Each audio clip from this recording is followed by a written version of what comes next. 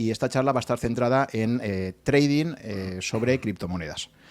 Los que me conocéis a través de mi podcast, pues ya sabéis que he entrevistado a Ricardo en ocasiones anteriores. Hubo 2 episodios dedicados a explicar un poco cuál era su trayectoria profesional y uno de ellos muy centrado en Bitcoin. Y además, la semana pasada tuvimos un interesantísimo debate entre Ricardo y Enrique Gallego, que es uno de los usuarios de Rankia más destacados, donde precisamente se estuvo debatiendo, largo y tendido, porque fueron un poco más de 4 horas, sobre si Bitcoin era una buena oportunidad de inversión. ¿De acuerdo? Ese material lo tenéis ahí, os lo recomiendo muchísimo. Pues bien, esta tarde lo que vamos a hacer es centrarnos en un aspecto más específico, que ya es partiendo de que haya un interés por el mundo de las criptomonedas. Me gustaría tener un coloquio con Ricardo para que nos comente, que nos aconseje, después de su amplia experiencia, tanto en la parte teórica, porque Ricardo ante todo es un matemático, un investigador en matemáticas, también físico teórico, que lleva ya 10 años pues, muy interesado en el fenómeno de Bitcoin, ¿de acuerdo? Entonces, aparte de esa parte, digamos, más científica y analítica, Ricardo tiene otro aspecto que para mí es fundamental, y es que tiene skin in the game, es decir, ha sido una persona que, pues desde el 2013, creo aproximadamente, ahora nos lo confirmarás tú, ha empezado a invertir a título particular, pero bueno, que ha tenido esa experiencia directa de estar tradeando, de estar comprando y vendiendo pues, determinadas criptomonedas. Y por lo tanto nos puede dar una experiencia de primera mano de una persona que se acerca a los mercados no solo como un teórico, sino como una persona que efectivamente pone su dinero también para hacer este tipo de operaciones. ¿De acuerdo? Entonces creo que eso nos puede aportar una visión muy práctica y muy interesante. Así que nada, Ricardo, si te parece, yo te voy a lanzar ya la primera pregunta, y es que cuando he anunciado esta charla esta tarde y el propio título de toda la semana, la Crypto Week, pues ha habido ya un primer comentario, sabéis, no sé si lo sabéis, pero bueno, dentro del mundo bitcoinero pues están los maximalistas, que básicamente lo que plantean es que realmente el único dinero bueno futuro sería Bitcoin y que todo lo demás, todas las altcoins, sería lo que en el mundillo se llama shitcoins, o sea, básicamente monedas de mierda.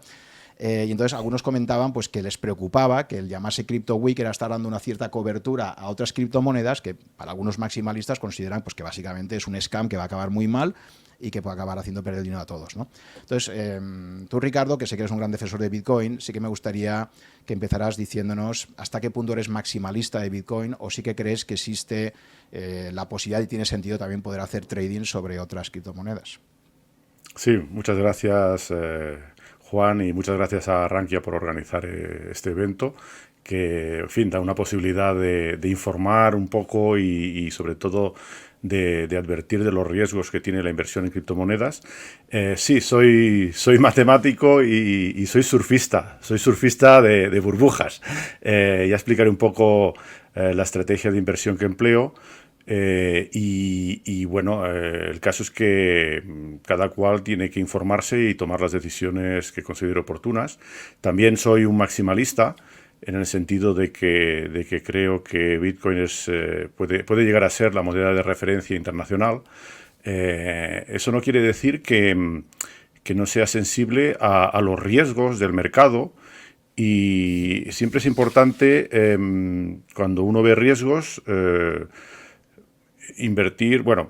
planificar coberturas, y en ese sentido tiene todo el sentido del mundo invertir también en otras criptomonedas como hedge. Luego hay que ver cuál es el objetivo de cada cual, ¿no? Los maximalistas, nuestro objetivo en general es incrementar nuestro capital en bitcoins. La moneda fiat para nosotros es la moneda mala. Muchas shitcoins son monedas malísimas. Pero eso no quiere decir que no convenga, pues en toda la estrategia de trading que tengamos, invertir en otras monedas para cubrirse de ciertos riesgos que puede tener Bitcoin, ¿no? Esencialmente, mi tipo de inversión en otras criptomonedas la filosofía es tener un hedge a diferentes eventos. Ya lo explicaré en detalle ahora más adelante. Pero bueno, si quieres, ese es mi punto de vista. No es el punto de vista más común. De hecho, un gran error que hace mucha gente es ver Bitcoin, decir, yo quiero invertir en esto que se ha multiplicado por 10.000, por 100.000, etcétera, según cuando tomemos la referencia del precio. Y un reflejo muy, muy naif y un error muy, muy común y muy grave es decir, bueno, voy a invertir en una moneda que vale céntimos Y típicamente esta gente ni conoce el supply de la moneda, es decir, la cantidad de monedas que existen, ni sabe lo que es la capitalización de mercado de la moneda. Es un error muy común pensar que porque una moneda, la unidad de una moneda está barata, es más interesante que Bitcoin. Si miramos en la unidad básica de Bitcoin, que es el Satoshi, que es una 100 millonésima de Bitcoin, pues bueno, está mucho más barato que el Bitcoin. Está 100 millones más barato, pero eso da igual. No es una razón para invertir en Bitcoin o en otra moneda que la unidad que elegimos sea barata, ¿no? La unidad es una cuestión de convención.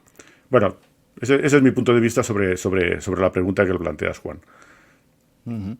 Vale, a partir de ahí, Ricardo, sí que me gustaría que comentaras un poco con más detalle cuál ha sido tu experiencia haciendo trading en criptomonedas, en qué año empiezas, sí, y un poco cuáles han sido tus aprendizajes, porque creo que una persona como tú, que lleva ya tantos años ahí, porque creo que la mayor parte de nosotros hemos llegado a este mundo, pues a lo mejor probablemente la mayoría, yo creo que desde la burbuja del finales del 2017, que es cuando el precio se puso por las nubes y salió en todos los medios, y creo que fue la forma de acercarse a mucha gente, pero creo que habrá poca gente entre la audiencia probablemente que lleva, pues eso, creo que desde el 2013, ¿no? Empezaste a hacer algo de trading en tu caso. Sí, entonces creo que has vivido ya de primera mano pues varias burbujas, ¿no? Entonces sí que me gustaría que explicaras un poco por qué dices, que lo has comentado ya en anteriores podcasts conmigo, por qué comentas siempre que este fenómeno de burbuja dentro de Bitcoin es autosimilar, ¿no? Sí, a ver, pues sí, yo conocí Bitcoin en 2011 y me interesé sobre todo desde el punto de vista técnico. Leí el white paper, las matemáticas que había son matemáticas que conocía, es criptografía bastante estándar. Me permitió verificar un poco que no era un scam, que no era un timo, vaya, que el que había escrito el paper pues realmente intentaba hacer algo que funcionase. Y a partir de ahí, pues fui investigando, es decir, una vez lees el paper, bueno, pues puedo verificar las matemáticas que me parecen correctas y luego si eso funciona o no, o tiene esperanzas de ser una moneda internacional o no, pues en esa época no estaba claro en absoluto. Era una inversión muy especulativa y de hecho realmente invertir en Bitcoin empecé en 2013 a tradear, pero por ejemplo viví en 2011 una de las primeras burbujas, que no fue la primera en absoluto, pero una de las burbujas de Bitcoin en que en 2011 vimos cómo pasó de valer $1 a valer $32. Y luego volvió a bajar a $1, ¿no? Anteriormente había habido otras burbujas. De hecho, luego os pasaré una referencia de un artículo, un survey que escribí para la newsletter de la Sociedad Matemática Europea, donde describo un poco el funcionamiento de Bitcoin. Y tengo una parte más práctica donde, por ejemplo, hago una lista de las burbujas que han ocurrido en el precio de Bitcoin. Y actualmente estamos en la 8ª burbuja. Entonces es curioso, es un activo. La principal dificultad de Bitcoin es entenderlo. Y es una dificultad muchas veces que se plantea para la gente que está más cercana, que son economistas, son traders, porque es un activo nuevo. Entonces lo confunden con un activo clásico y la dinámica que tiene el mercado de Bitcoin y de las criptomonedas es en muchos aspectos muy novedoso, muy diferente de lo que la gente está acostumbrada, ¿no? Entonces, para comentar sobre el mercado de criptomonedas en general, también hay que entender que la moneda que lleva la voz cantante y que arrastra el mercado es el mercado de Bitcoin. La cotización de Bitcoin y la dinámica propia. Entonces, para ello, lo primero que uno tiene que saber antes de invertir en criptomonedas es entender el mercado de Bitcoin. Y bueno, pues lo recordaré un poco. De hecho, en los podcasts que hicimos expliqué un poco esta sucesión de burbujas y lo voy a resumir brevemente. El funcionamiento de Bitcoin está programado, es un protocolo. Y las reglas que rigen el Bitcoin es un sistema monetario. Entonces, ¿por qué es un activo nuevo? Porque es la primera vez en la historia que vemos surgir de forma espontánea un sistema monetario. Entonces, a día de hoy no es aún un sistema monetario. Tiene ciertas malas propiedades, como la volatilidad, etcétera, que hacen que no sea una moneda buena para uso corriente, ¿no? Pero sí que tiene una probabilidad de convertirse en un sistema monetario y el más potente a nivel internacional. Ese es otro tema. Los maximalistas apostamos por eso. Es una apuesta de baja probabilidad, pero de alto rendimiento, ¿no? Apostar a largo plazo que Bitcoin se convierta la moneda de referencia mundial, ¿no? y funciona de forma con un protocolo que está programado. Y las características principales que hay que entender, no hay que entender todos los detalles. A ver, cuando uno invierte en Bitcoin, no es necesario que sepa criptografía, que sepa lo que es las firmas con curvas elípticas o el algoritmo de hash. Eso nos ocupamos los matemáticos, pero sí entender un poco para qué sirve, ¿no? Y lo que es importante para entender la economía de Bitcoin y el mercado es entender las cuestiones de masa monetaria. Cómo se producen los Bitcoins, a qué ritmo. Y además es que es lo importante, es mucho más predecible que, por ejemplo, la dinámica monetaria del dólar o el euro, que están sujetas a decisiones políticas o decisiones estratégicas de los bancos centrales y de la Fed, ¿no? En Bitcoin esto no es así. Está programado que al principio cada 10 minutos en media se producía un bloque y en cada bloque son bloques de transacciones que se validan y en cada bloque se producían 50 Bitcoins. Y el protocolo establece que al cabo que cada 4 años más o menos, en media, son 210.000 bloques, se divide la producción por 2. Entonces eso se llama un halving. Halving es del inglés, de half, se divide la producción por 2 y en el primer halving, en vez de producirse 50 bitcoins cada 10 minutos, se producían 25 bitcoins. Luego hubo otro halving y el último lo hemos tenido en mayo del año 2020. Y actualmente en cada bloque se producen 6,25 bitcoins nuevos. Eso quiere decir que al día se producen 900 bitcoins. ¿Qué ocurre? Que es un cambio muy abrupto. Cuando hay un halving, de repente la producción se divide por 2 y la oferta que hay en el mercado de bitcoins producidos por los mineros, que necesitan vender bitcoins para financiar todas sus operaciones de coste energético, de hardware, etcétera, pues la oferta se reduce. Y si la demanda al mismo tiempo aumenta, porque hasta ahora la adopción ha ido aumentando de forma exponencial, la curva de adopción es una sigmoide, es típica de las adopciones de Internet virales, quiere decir que el número de usuarios crece exponencialmente, pues tenemos periódicamente un mercado que es ilíquido. Y eso produce un aumento de precio que produce burbujas. Entonces, muchos economistas han confundido esas burbujas con burbujas puramente especulativas. Las burbujas son especulativas todas, porque crea un fenómeno de arrastre. Cuando el precio sube, se habla en los medios de comunicación y mucha gente, de repente, descubre que tiene que invertir en Bitcoin, en esa burbuja. Lo cual, cuando hay una burbuja, no es la mejor idea, no es el buen momento para invertir, es mucho mejor invertir antes. Y lo fantástico de Bitcoin es que esas burbujas se producen de forma periódica, no va a haber infinitas burbujas. Ahora tenemos una que, seguramente explotará este año o el siguiente, y luego igual seguramente nos pasaremos 3 años con un precio, una cotización que va a ser lateral, hasta que haya el próximo halving y de nuevo se produzca el mismo fenómeno de iliquidez. Esto es lo que ha acontecido en estos últimos años, en cierta manera, y hay ciertos modelos que lo describen. Ahora, estamos hablando ahora, hay mucha gente que nos escuche, pues a lo mejor está interesada en invertir, que sepan que realmente cuando uno invierte y está en plena burbuja, se expone a riesgos importantes de quedar pillado en el momento que explota la burbuja. Cuando vemos las burbujas son como ha comentado Juan, y es una de las observaciones principales que a mí me llamó la atención como matemático. Soy un matemático que viene de los sistemas dinámicos. Mi tesis es en problemas de pequeños denominadores y teoría del caos, como se llama popularmente, y dinámica holomorfa, donde precisamente son famosos los trabajos de Mandelbrot, y donde se estudian objetos muy bonitos, que se llaman fractales, que tienen la particularidad de que las pequeñas partes del objeto son autosimilares o self-similares, es decir, que tenemos pequeñas partes que reproducen la geometría macroscópica, ¿no? En los copos de nieve ocurre eso, etcétera, ¿no? Y lo que vemos es que las burbujas que tenemos de Bitcoin sucesivas tienen la misma forma. De hecho, el fenómeno de burbuja es bastante universal. La diferencia es que en Bitcoin las burbujas pues explotan y luego reaparecen. lo cual no es el caso de las burbujas típicamente especulativas, como las que se mencionan, las burbujas históricas de los tulipanes, los esquemas Ponzi y cosas de ese estilo, ¿no?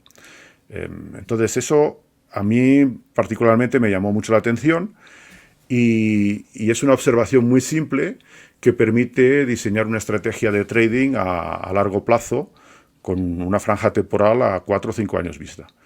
La experiencia demuestra que si alguien ha comprado Bitcoin en algún momento y los ha guardado durante 5 años, nunca ha perdido dinero. Eso tampoco significa que siga siendo cierto en el futuro, pero hoy por hoy es probable. Lo que pasa es que es muy diferente invertir a 60.000 que cuando está a 10.000. Esencialmente tienes un potencial de beneficio 6 veces menor, ¿no? Entonces, todos los que estéis pensando en invertir ahora mismo, tenéis que tener muy presente esa situación y saber cuáles son vuestros objetivos. Si vuestros objetivos son a 10 años vista, pues a 10 años vista en cualquier momento seguramente Bitcoin sea una buena inversión, a más corto plazo no. Entonces, bueno, es parte de la información que hay que saber. Luego, hay una pregunta, perdona, sí. Ricardo, porque hacen una pregunta por aquí que me parece así bastante básica, pero que no conviene recordar. Pregunta Manuel, dices que cada día se fabrican 900 bitcoins, ¿quién lo regula y lo garantiza? El protocolo, las matemáticas lo regulan y lo garantizan. El sistema, a ver, puedo pasar un poco más de tiempo explicando cómo funciona, pero esencialmente la red de Bitcoin se compone de ordenadores. Vosotros podéis tener un ordenador que forma un nodo de la red de Bitcoin, y esos ordenadores, en fin, es cuestión de simplemente de descargarse el programa, instalarlo en el ordenador y hacerlo funcionar. Y lo primero que hace ese programa se conecta a otros ordenadores, a otros nodos. Entonces crea lo que se llama en matemáticas una red. Tenemos nodos y aristas que los unen. Las aristas significan que esos nodos comunican. Entonces, hay todas unas reglas que siguen los nodos de Bitcoin y no hay un nodo central. Es un sistema que se llama descentralizado y tiene las grandes ventajas. Está diseñado un poco a imagen de ARPANET, que era la Internet original, que se diseñó de manera que si Estados Unidos sufría un ataque nuclear, pues la red no dejase de funcionar. Y eso se consigue no teniendo puntos centrales, porque claro, si tenemos un punto central donde desde ahí se coordina todo, cuando se destruye el punto central, el sistema ya deja de funcionar.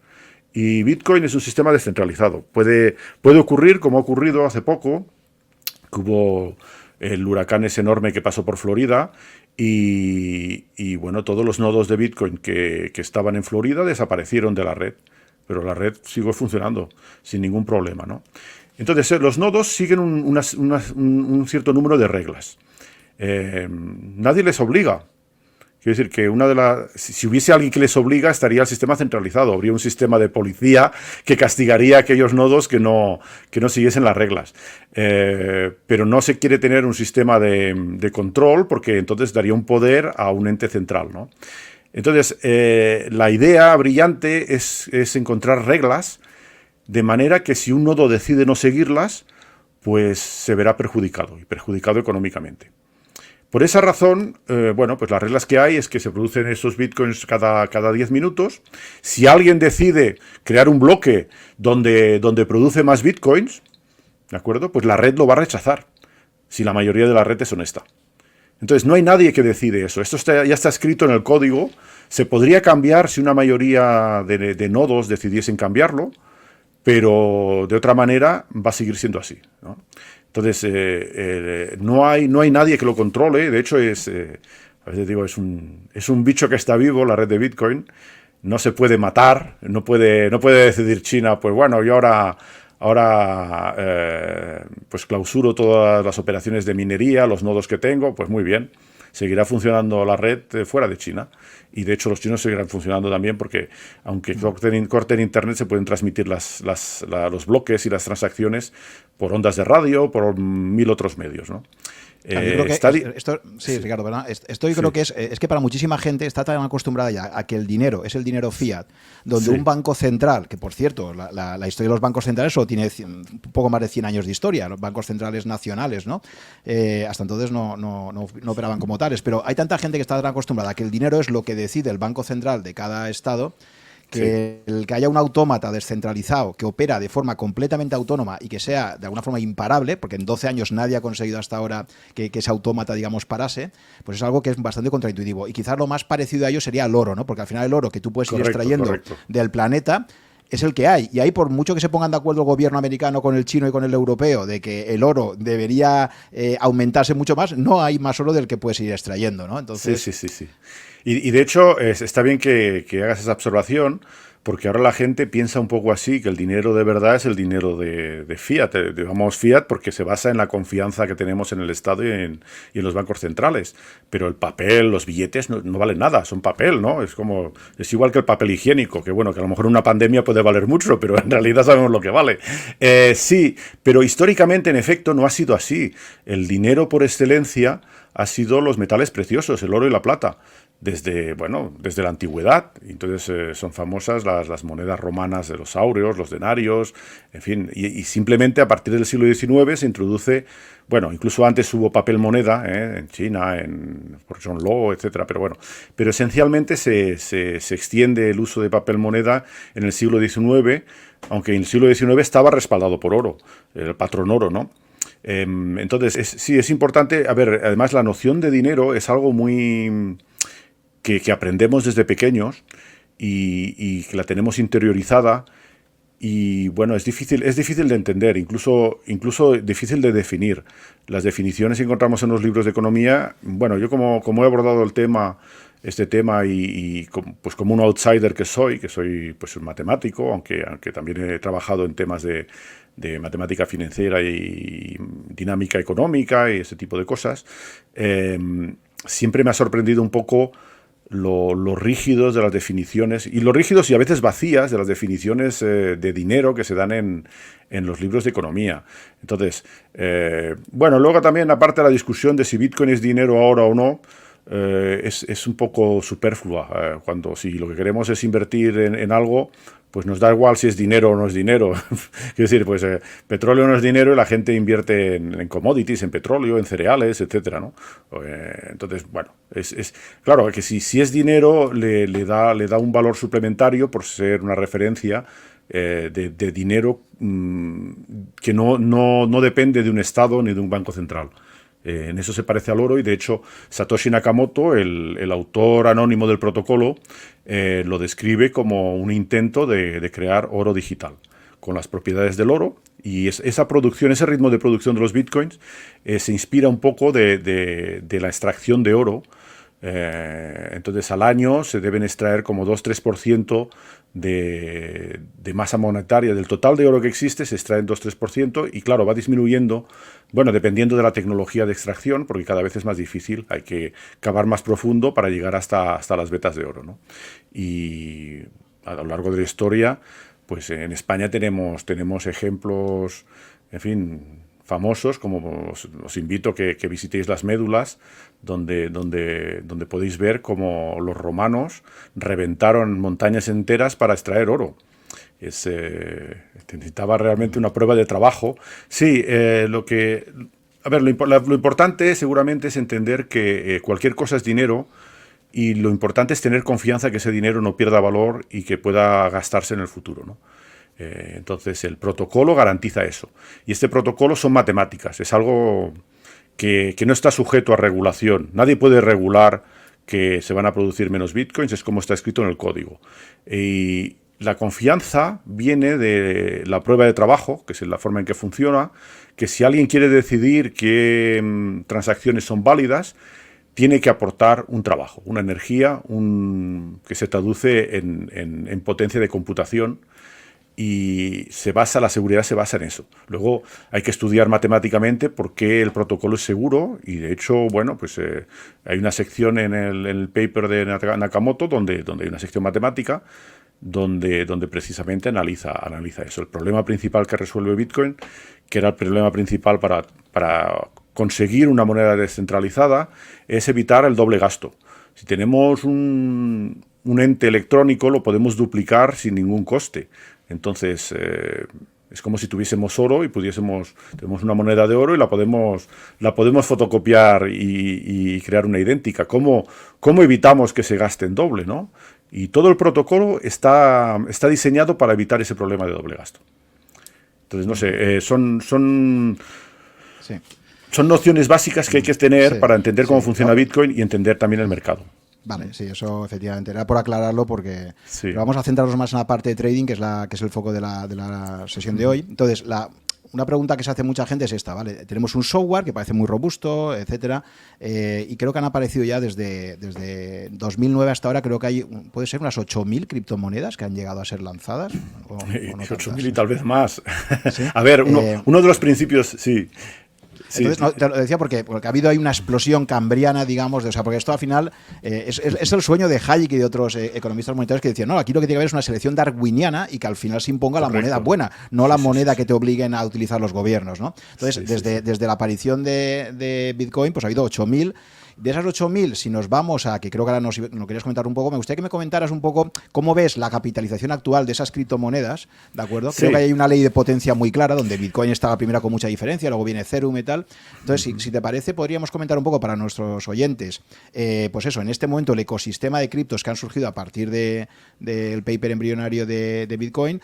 ¿Por qué crees que de esas 8.000 realmente hay muy pocas que merezcan la pena tradear con ellas, ¿de acuerdo? ¿Y cuáles desde tu punto de vista crees que serían esas monedas, ¿no? Porque están preguntando por aquí también algunas que si tal o Pascual. Me gustaría que tú primero nos dijeras tú de primera mano cuáles consideras interesantes y por qué. Sí, a ver, primero lo más simple, bueno, primero una observación general es que cada vez que hay una burbuja hay lo que se llama en inglés un hype, ¿no? Entonces llega mucha gente nueva que no conoce el tema y, bueno, pues lo típico, lo que decía antes, que ve que Bitcoin está muy caro y se pone a invertir en cualquier token o cualquier moneda que vale céntimos pensando que va a multiplicar por 10.000 su capital, ¿no? A ver, el origen de esto sería, yo creo que más bien fue en la burbuja 2013, donde una de las particularidades de Bitcoin es que no solamente Nakamoto escribió el protocolo en un paper, en un artículo donde describió el protocolo, sino que a los 2 meses publicó, dio el código era accesible, es decir, que creó el código que funcionaba y que según ese protocolo, de manera que la gente se lo podía descargar en su ordenador y experimentar con él, minar bitcoins, que entonces no valían nada, era un token, era de juguete y la gente que se interesaba en ello, sobre todo, bueno, pues era un poco de hobby experimental y se minaban, entonces se podían minar miles de bitcoins sin ningún esfuerzo con tu ordenador personal. Luego mucha de esta gente que minó Bitcoin, pues muchas veces estos ordenadores y estos Bitcoin los borraron porque quitaban sitio, luego la máquina hacía ruido cuando minaba y quitaba potencia. Bueno, el caso es que el código es libre, es transparente, quiero decir, bueno, hay que saber un poco de leer el código en C, pero si uno sabe, puede leerlo o puede fiarse de quien sepa y puede leer el código y también se puede modificar. Entonces, claro, es trivial coger el código de Bitcoin, cambiar ciertos parámetros, mejorarlo, tal vez, se puede mejorar, y crear una nueva criptomoneda. Y en el 2013 surgió la fiebre de las altcoins. Entonces, las altcoins son alternative coins, pues surgieron un montón de altcoins, muchas derivadas del código de Bitcoin, como Littlecoin, como Doge, como, en fin, un montón de coins que pues podría mencionar muchas que no sonarían a nada porque ya desaparecieron, ¿no? Y en efecto, lo que promueve también este sistema es un ecosistema de selección darwiniana. Sobrevive, pues, no solamente, en fin, el mejor código, sino también el más popular, el más establecido, el más seguro y el más descentralizado. Entonces hay una serie de propiedades que hay que entender cuando uno mira un token, un proyecto. Luego, además de modificar el código de Bitcoin, surgieron otros proyectos donde se reescribía el código desde el principio y se basaba en otro tipo de verificación que no era la prueba de trabajo. El principal es la Proof of Stake, que validan sobre todo los que tienen un stake, una cantidad importante de esa coin, ¿no? De esa moneda. Tiene sus problemas las Proof of Stake. Hay que saber que no son seguras como la Proof of Work. Tiene la ventaja que también consume menos energía Y bueno, eso hay que saberlo un poco, pero entonces, por ejemplo, la primera coin de ese estilo que salió fue NXT, y bueno, que se basaba en Proof of Stake con un código completamente nuevo, y bueno, pues se vieron muy rápidamente los problemas que esa prueba de verificación daba, ¿no? Luego, bueno, pues la tecnología que hay detrás es importante entenderla.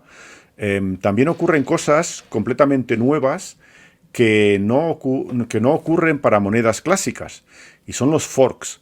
Entonces puede ocurrir que una parte de la red de Bitcoin o de otra criptomoneda pues quiera cambiar el código de cierta manera y no haya un consenso, no haya pues, posiciones opuestas. Esto ha pasado en Bitcoin y ha pasado en otras monedas. Y entonces, ¿qué ocurre? Pues ocurre que la blockchain es el fichero donde están todas las transacciones validadas. Entonces, una sucesión de bloques de transacciones validadas que se encadenan criptográficamente. Tiene la particularidad que no se puede falsificar. Es un truco criptográfico que permite eso.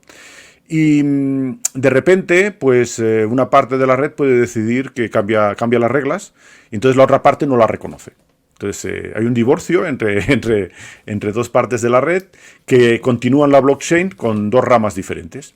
¿Y eso qué pasa? ¿Qué ocurre? Pues a partir de la moneda original se crean dos monedas. Es lo que se llama un fork. Entonces es un fenómeno muy nuevo, muy diferente, que no lo vais a encontrar en los libros de economía ni de teoría monetaria porque no ha existido antes. Y académicamente es muy interesante investigar qué ocurre, pero bueno, hay que tener en presente que bueno, pues ocurren cosas así. Es uno de los riesgos que tiene invertir en criptomonedas, ¿no? Que también es importante, el valor está relacionado con la potencia de hash. La potencia de hash es la energía que se utiliza para validar las transacciones. Una moneda que tiene una potencia de hash baja es una moneda menos segura. La seguridad está directamente relacionada con la potencia de hash. Entonces hay que entender toda esa serie de cosas. También la descentralización. Hay monedas que están completamente descentralizadas como Bitcoin, que nadie las controla, y hay monedas que tienen una fundación detrás que dirige un poco cómo se modifica el código y que puede hacer, precisamente, otra de las razones para hacer forks es si ha habido un problema, resolverlo. Pero claro, la interpretación de problema puede ser un hack, por ejemplo. Alguien que hackea un exchange o un contrato inteligente, etcétera, y entonces deciden hacer un fork para solventar ese hackeo. Eso ocurrió en Ethereum. Y bueno, pues demuestra, por ejemplo, que la red de Ethereum no es completamente descentralizada. Entonces hay toda esa serie de nociones que hay que saber, y a partir de ahí uno puede ir seleccionando. También es muy importante la inflación monetaria. Entonces, la inflación monetaria, si se producen en vez de, pues eso, la inflación monetaria actualmente de Bitcoin es del orden de 1,3%. Y bajando, pues cada vez, y dentro de 3 años, cuando haya el halving, se dividirá por 2. Eso está por debajo de la inflación monetaria del oro. Y bueno, pues es un parámetro importante investigar la inflación monetaria cuando se invierte a largo plazo, ¿no? Si se invierte a corto plazo, pues es menos importante, pero bueno, hay que saber este tipo de partes técnicas para discriminar unos proyectos de otros. Entonces, bueno, uno de los criterios fundamentales es, si se tiene una moneda, es mirar la capitalización. La market capitalization es simplemente el precio de la moneda multiplicado por el número de monedas que existen, ¿no? Y en circulación, que se han producido. Aunque fijaros que también en Bitcoin hay muchos Bitcoin, del orden por lo menos de 3 o 4 millones de Bitcoins, de los 18 millones y medio que han sido producidos, que están perdidos. Entonces me decís, ¿cómo se pueden perder los Bitcoins? Pues muy simple. Los Bitcoins cada uno está en una dirección que es pública. Y de hecho todas las transacciones son públicas, se sabe, todas las transacciones se ve de qué dirección a qué dirección circulan los bitcoins, ¿no? Pero para desbloquearlos, para moverlos, hace falta firmarlos con una clave secreta. Y si se pierde esa clave secreta, esos bitcoins están perdidos para siempre. Entonces ha ocurrido por errores de la gente de, bueno, pues perder las claves secretas, de enviarlos a una dirección que de hecho no existe o no tiene clave privada, que se pierden bitcoins. O gente que los minó al principio, que luego jamás los movió. No se sabe si están perdidos o están ahí esperando a moverse algún día, porque la clave no está perdida, o alguien la vuelve a encontrar. Pero si se ha perdido la clave, actualmente la tecnología, las matemáticas no permiten encontrarla y se consideran esas monedas perdidas, ¿no?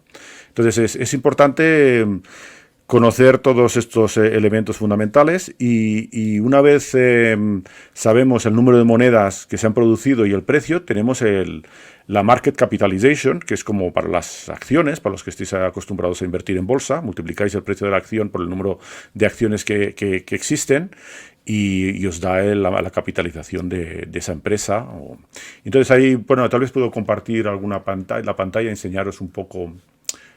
Mira, bueno, aquí la primera pantalla que os comparto es lo que se llama un Bitcoin Explorer. Entonces aquí veis una lista de números en la columna izquierda, que son los bloques. Actualmente acabamos de validar no hace mucho el bloque 680.000. Pensad que cada bloque se valida en media cada 10 minutos. Aquí podéis ver el timestamp en la segunda columna cuando se han validado. Y bueno, si clicáis aquí en el bloque vais a poder ver las transacciones que hay. Este último bloque que se ha validado, tiene casi 2.600 transacciones y bueno, Internet va un poco lento, pero bueno, os va a mostrar todas las transacciones que están incluidas en el bloque. Aquí tenéis la primera. Entonces, fijaros que en esta primera transacción, solamente por explicar un poco a quien no esté acostumbrado nunca haya visto un bloque Explorer, cada ítem aquí es una transacción. Entonces, la primera transacción no tiene input, es el Coinbase, que se llama, que es la transacción donde se producen los bitcoins nuevos. Y de hecho no hay 6,25 como os he dicho, pero hay 9 bitcoins en esa transacción original, y de ahí hay 6,25 bitcoins que son nuevos, y el resto, ¿de acuerdo?, que van a ser 2,75, son bitcoins que recupera el minero, el que valida el bloque, con las comisiones de las transacciones que vienen incluidas, de las 2.600 transacciones.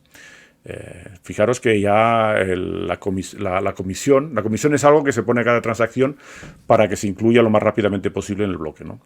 Y luego cuando miramos una transacción, mira, por ejemplo, esta primera, después de la Coinbase, tiene un input que está aquí. Esto es la dirección de origen de los bitcoins, que contiene 1,4 bitcoins. Entonces siempre los bitcoins llevan 8 decimales. La unidad fundamental, básica, es el Satoshi, que es una 100 millonésima de bitcoin. Y esta transacción es una sola transacción, pero que envía los bitcoins a estas actualmente 11 direcciones. De hecho, lo envía a 10 direcciones y hay una dirección de retorno del cambio normalmente. Entonces, fijaros que también es muy eficiente el sistema porque eso, por ejemplo, con las transacciones bancarias no podéis hacer una transferencia que vaya a varias cuentas al mismo tiempo. En Bitcoin se puede hacer.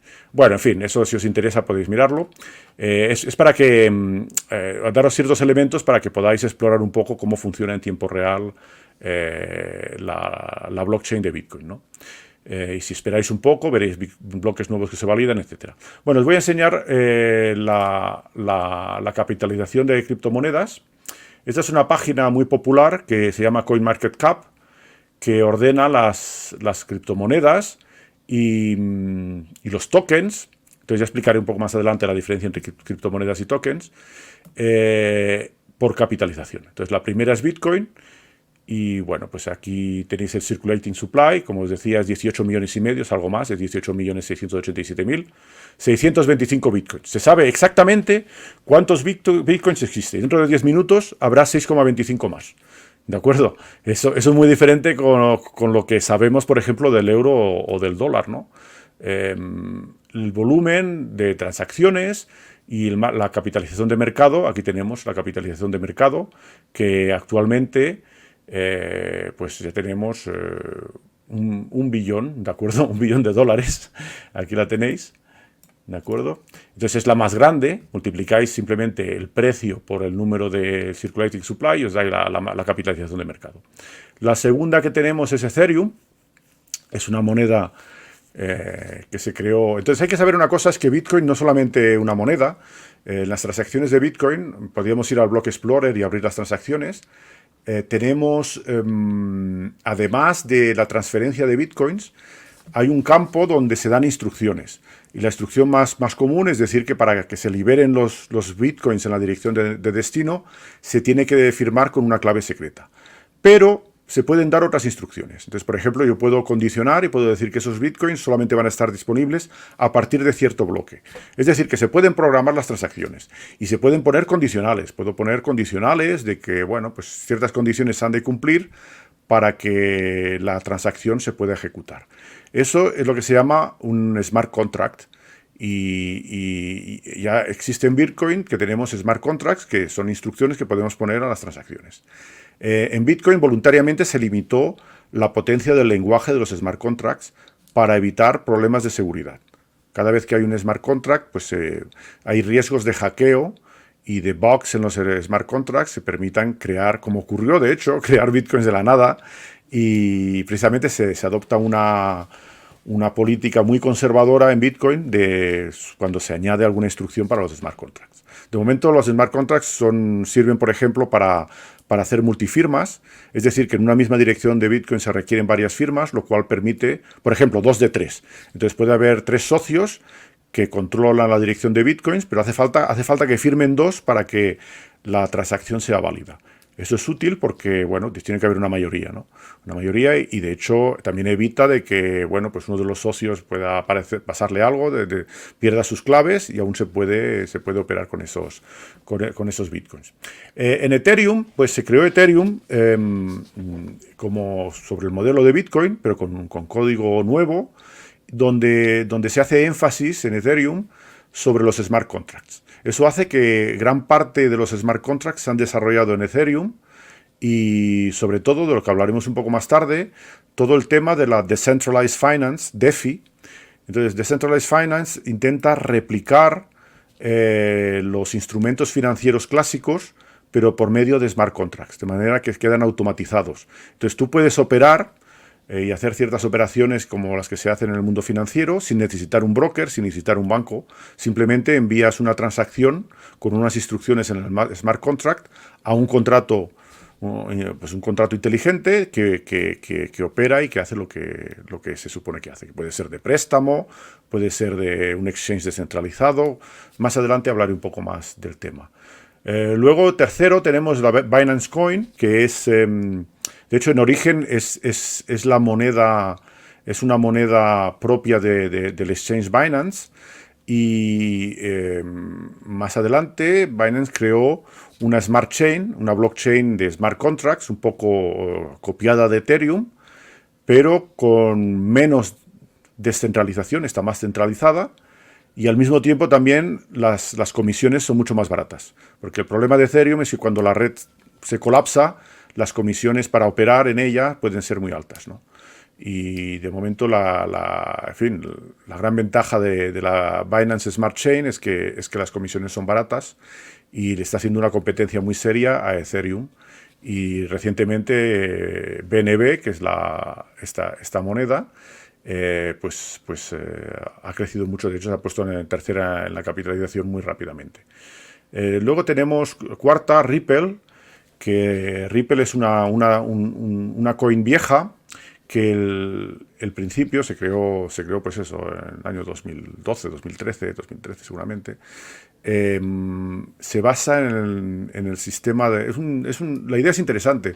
Es el sistema de Hawala que se utiliza en el mundo musulmán para transferir dinero a través de personas de confianza. Y no hace falta realmente transmitir el dinero físicamente, simplemente hace falta que luego se reequilibren las cuentas, ¿no? El problema de Ripple es que se preminó. Eso es otra observación importante.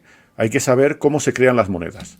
Claro, si las preminas todas, las creas todas de golpe, que es lo que pasó con Ripple, pues ya hay alguien que las controla, son los creadores. Entonces, claro, el problema que tenían es que las crearon todas y esa moneda porque iba a valer nada, porque las tenían todas ellos, ¿no?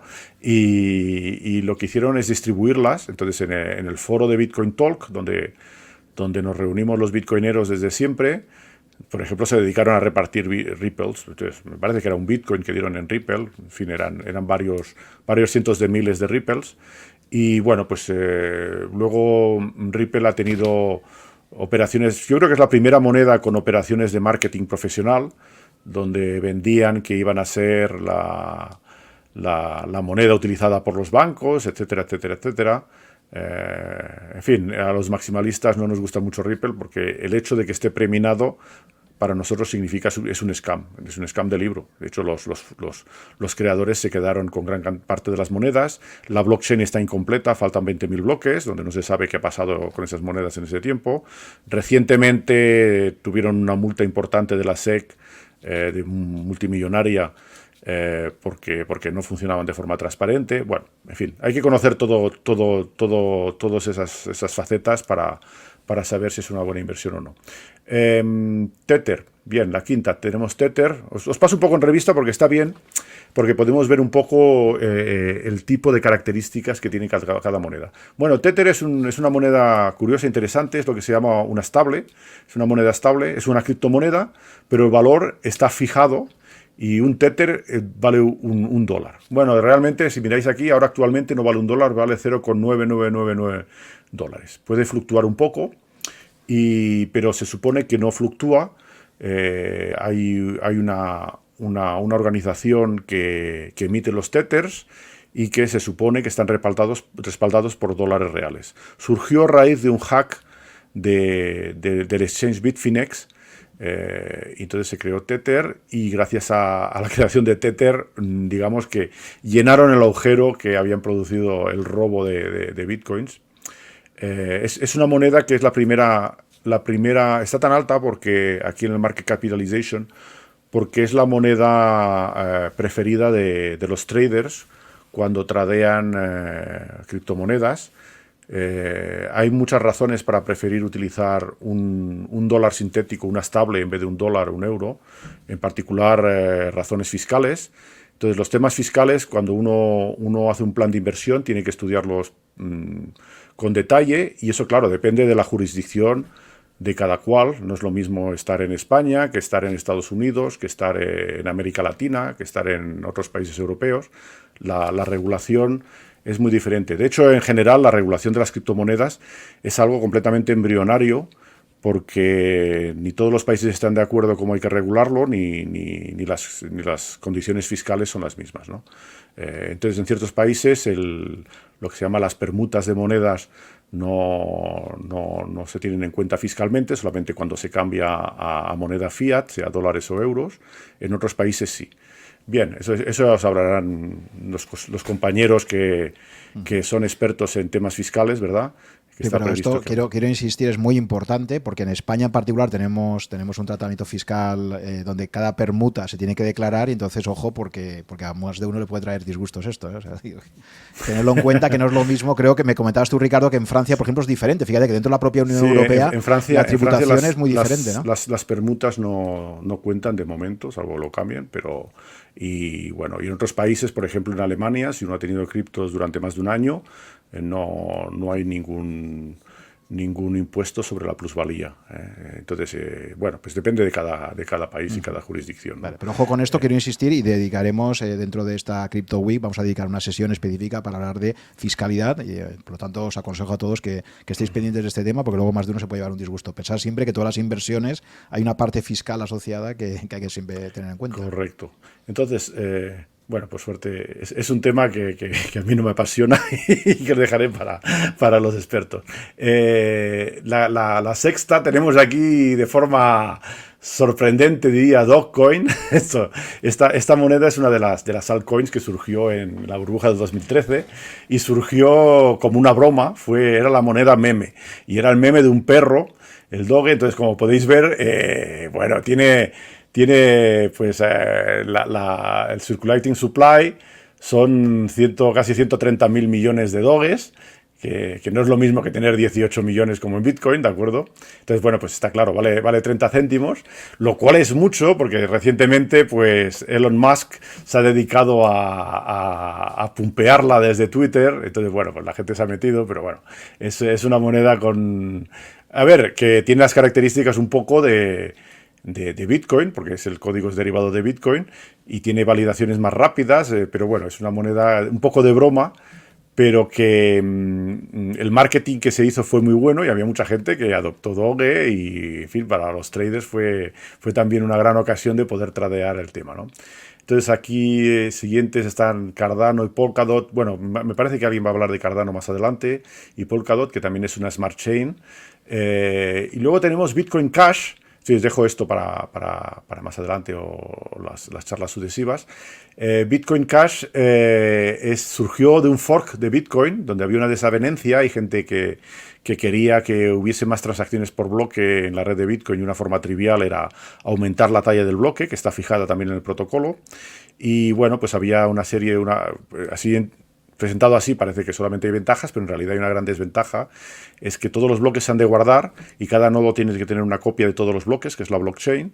Si aumentamos la talla de bloque, la blockchain aumenta mucho más rápido y hace que ya no se pueda tener un disco duro personal y entonces se necesiten servicios de hosting, etcétera, y lo cual haría caer de forma importante el número de nodos y la descentralización. Entonces hubo una desavenencia, de hecho se resolvió con un fork en el año 2017 y surgió Bitcoin Cash y surgió Bitcoin. Bueno, surgió Bitcoin. Bitcoin era el Bitcoin que había, pero claro, cuando hay un fork no se sabe cuál es el Bitcoin. Entonces había gente que pretendía que Bitcoin Cash era el Bitcoin de verdad.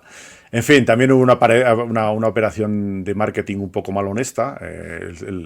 Si queréis información sobre Bitcoin, la página web de Bitcoin es bitcoin.org.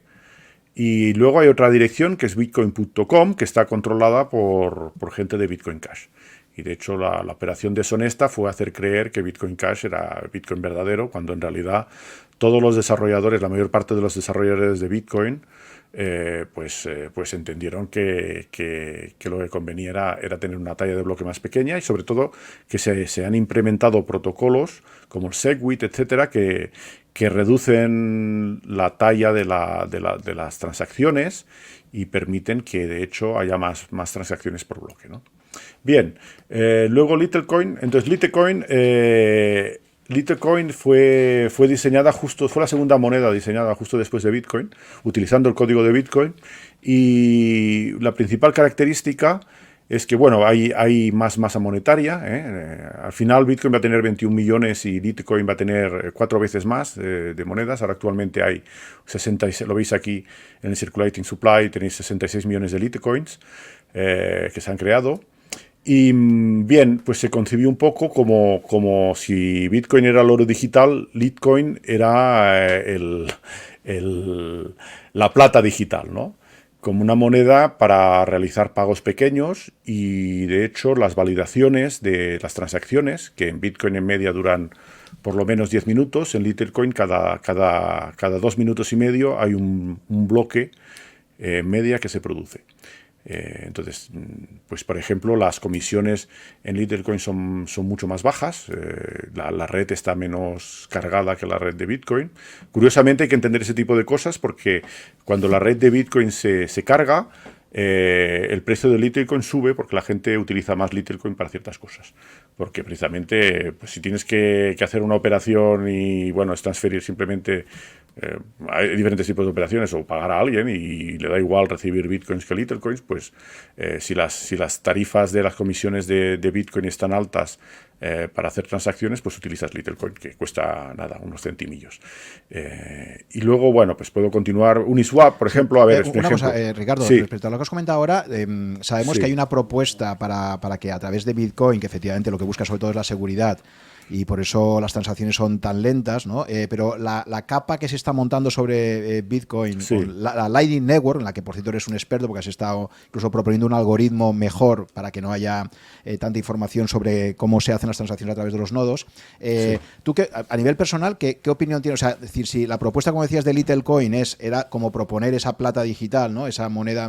Sí. ¿Tú crees que al final se va a acabar imponiendo más una capa 2 sobre Bitcoin tipo Lightning Network, o crees que tiene sentido también que pueda coexistir con otras? A ver, yo creo que todo tiene sentido, pero es verdad que en el momento en que la Lightning Network funcione en fin, esté completamente popularizada y se use, pues Littlecoin va a perder bastante valor, ¿no? En ese sentido.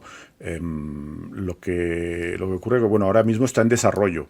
La red Lightning permite abrir canales de pago y en el futuro el objetivo es reemplazar, por ejemplo, la red Visa, lo cual es muy interesante para los comerciantes porque permite pagos instantáneos sin tener que pagar ninguna comisión a Visa y con pagos prácticamente gratuitos. En efecto, hay toda una serie, entonces hay que estar un poco al tanto de los desarrollos técnicos que se van produciendo y para también ver los riesgos que tienen ciertas monedas. De hecho, en este mundo cripto, una cosa que observas es que hay gente con ideas geniales, pero que no tienen el buen timing.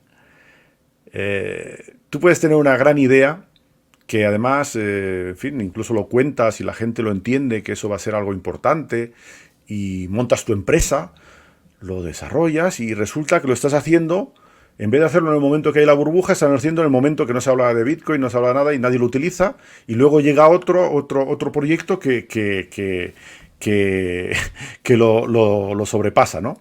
Entonces, el camino de Bitcoin, las criptomonedas, está lleno de cadáveres, de proyectos fantásticos que han muerto. Luego también, aparte de los proyectos fantásticos, hay proyectos que son pura ciencia ficción y un cuento chino. Entonces, en la época de las ICOs es, bueno, pues se popularizaron los tokens sobre Ethereum y alguien cuando tenía un proyecto fantástico hacía un white paper, exponía lo que quería hacer, un equipo de desarrolladores, gente con más o menos credibilidad, que ponía su nombre o no, pero quiere decir que daba fiabilidad, es parte de eso, daba fiabilidad al proyecto, y entonces proponían un token, que era una especie de acción, la ICO se llama una Initial Coin Offering, creaban un token que permitía financiar el proyecto y que a la larga se iba a convertir pues en la coin que creaban o en el proyecto que creaban, ¿no? Bien, lo que digo es que, por ejemplo, en el caso de las ICOs,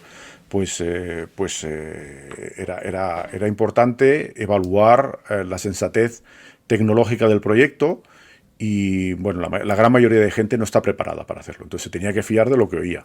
Y lo que oía, todos estos proyectos tenían una operación de marketing completamente brutal. Y bueno, pues es muy difícil distinguir la paja de lo bueno, ¿no? El que sabía verlo, pues podía acertar, pero es muy difícil. Y actualmente es lo mismo. Pasa lo mismo con estos proyectos. Por ejemplo, NuiSwap, la 11, esa es una coin que está asociada a la 11, entonces está asociada a un exchange descentralizado, que es un contrato sobre Ethereum, donde yo puedo tradear, cambiar Ethereum o intercambiar un token por otro en la red de Ethereum con un smart contract. Es decir, no necesito un exchange clásico, simplemente envío mi token y el contrato hace que me devuelve el otro token. Todo esto funciona con ciertos protocolos, un algoritmo que está escrito en el smart contract que se puede consultar.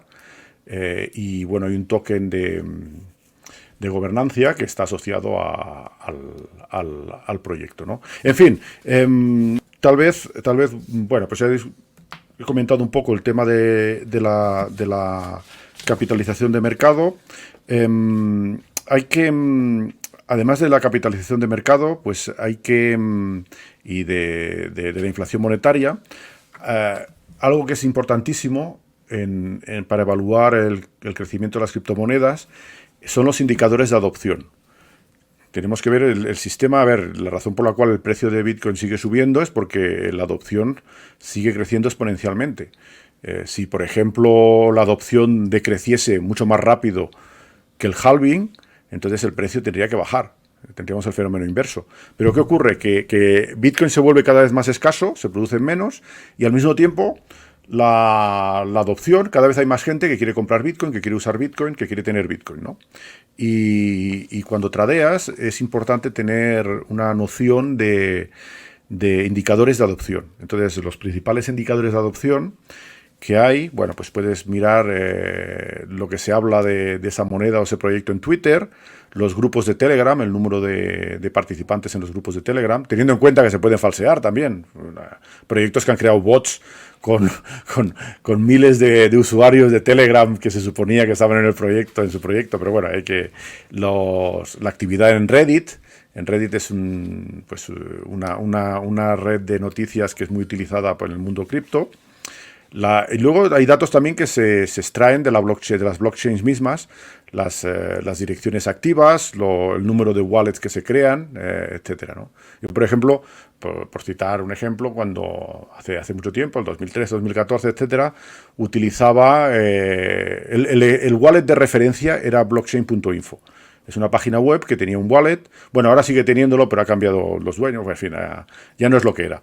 El caso es que en aquella época daba un indicador muy fiable sobre la adopción, porque tenían una gráfica sobre, en fin, una estadística sobre el número de wallets que se creaban, y eso nos daba una idea de la adopción. Lo más simple para cuando alguien quería invertir en Bitcoin o tener Bitcoins era decirle, mira, te vas a blockchain.info, te registras ahí, que das tu email solo, y ahora te puedes bajar la aplicación. En aquella época no tenía la aplicación, y te creas el monedero y puedes recibir Bitcoin. Un aspecto importante que bueno, lo comento ahora porque surge el tema, que bueno, cuando uno invierte en Bitcoins, lo que decimos es si no tienes las claves, no tienes los Bitcoins.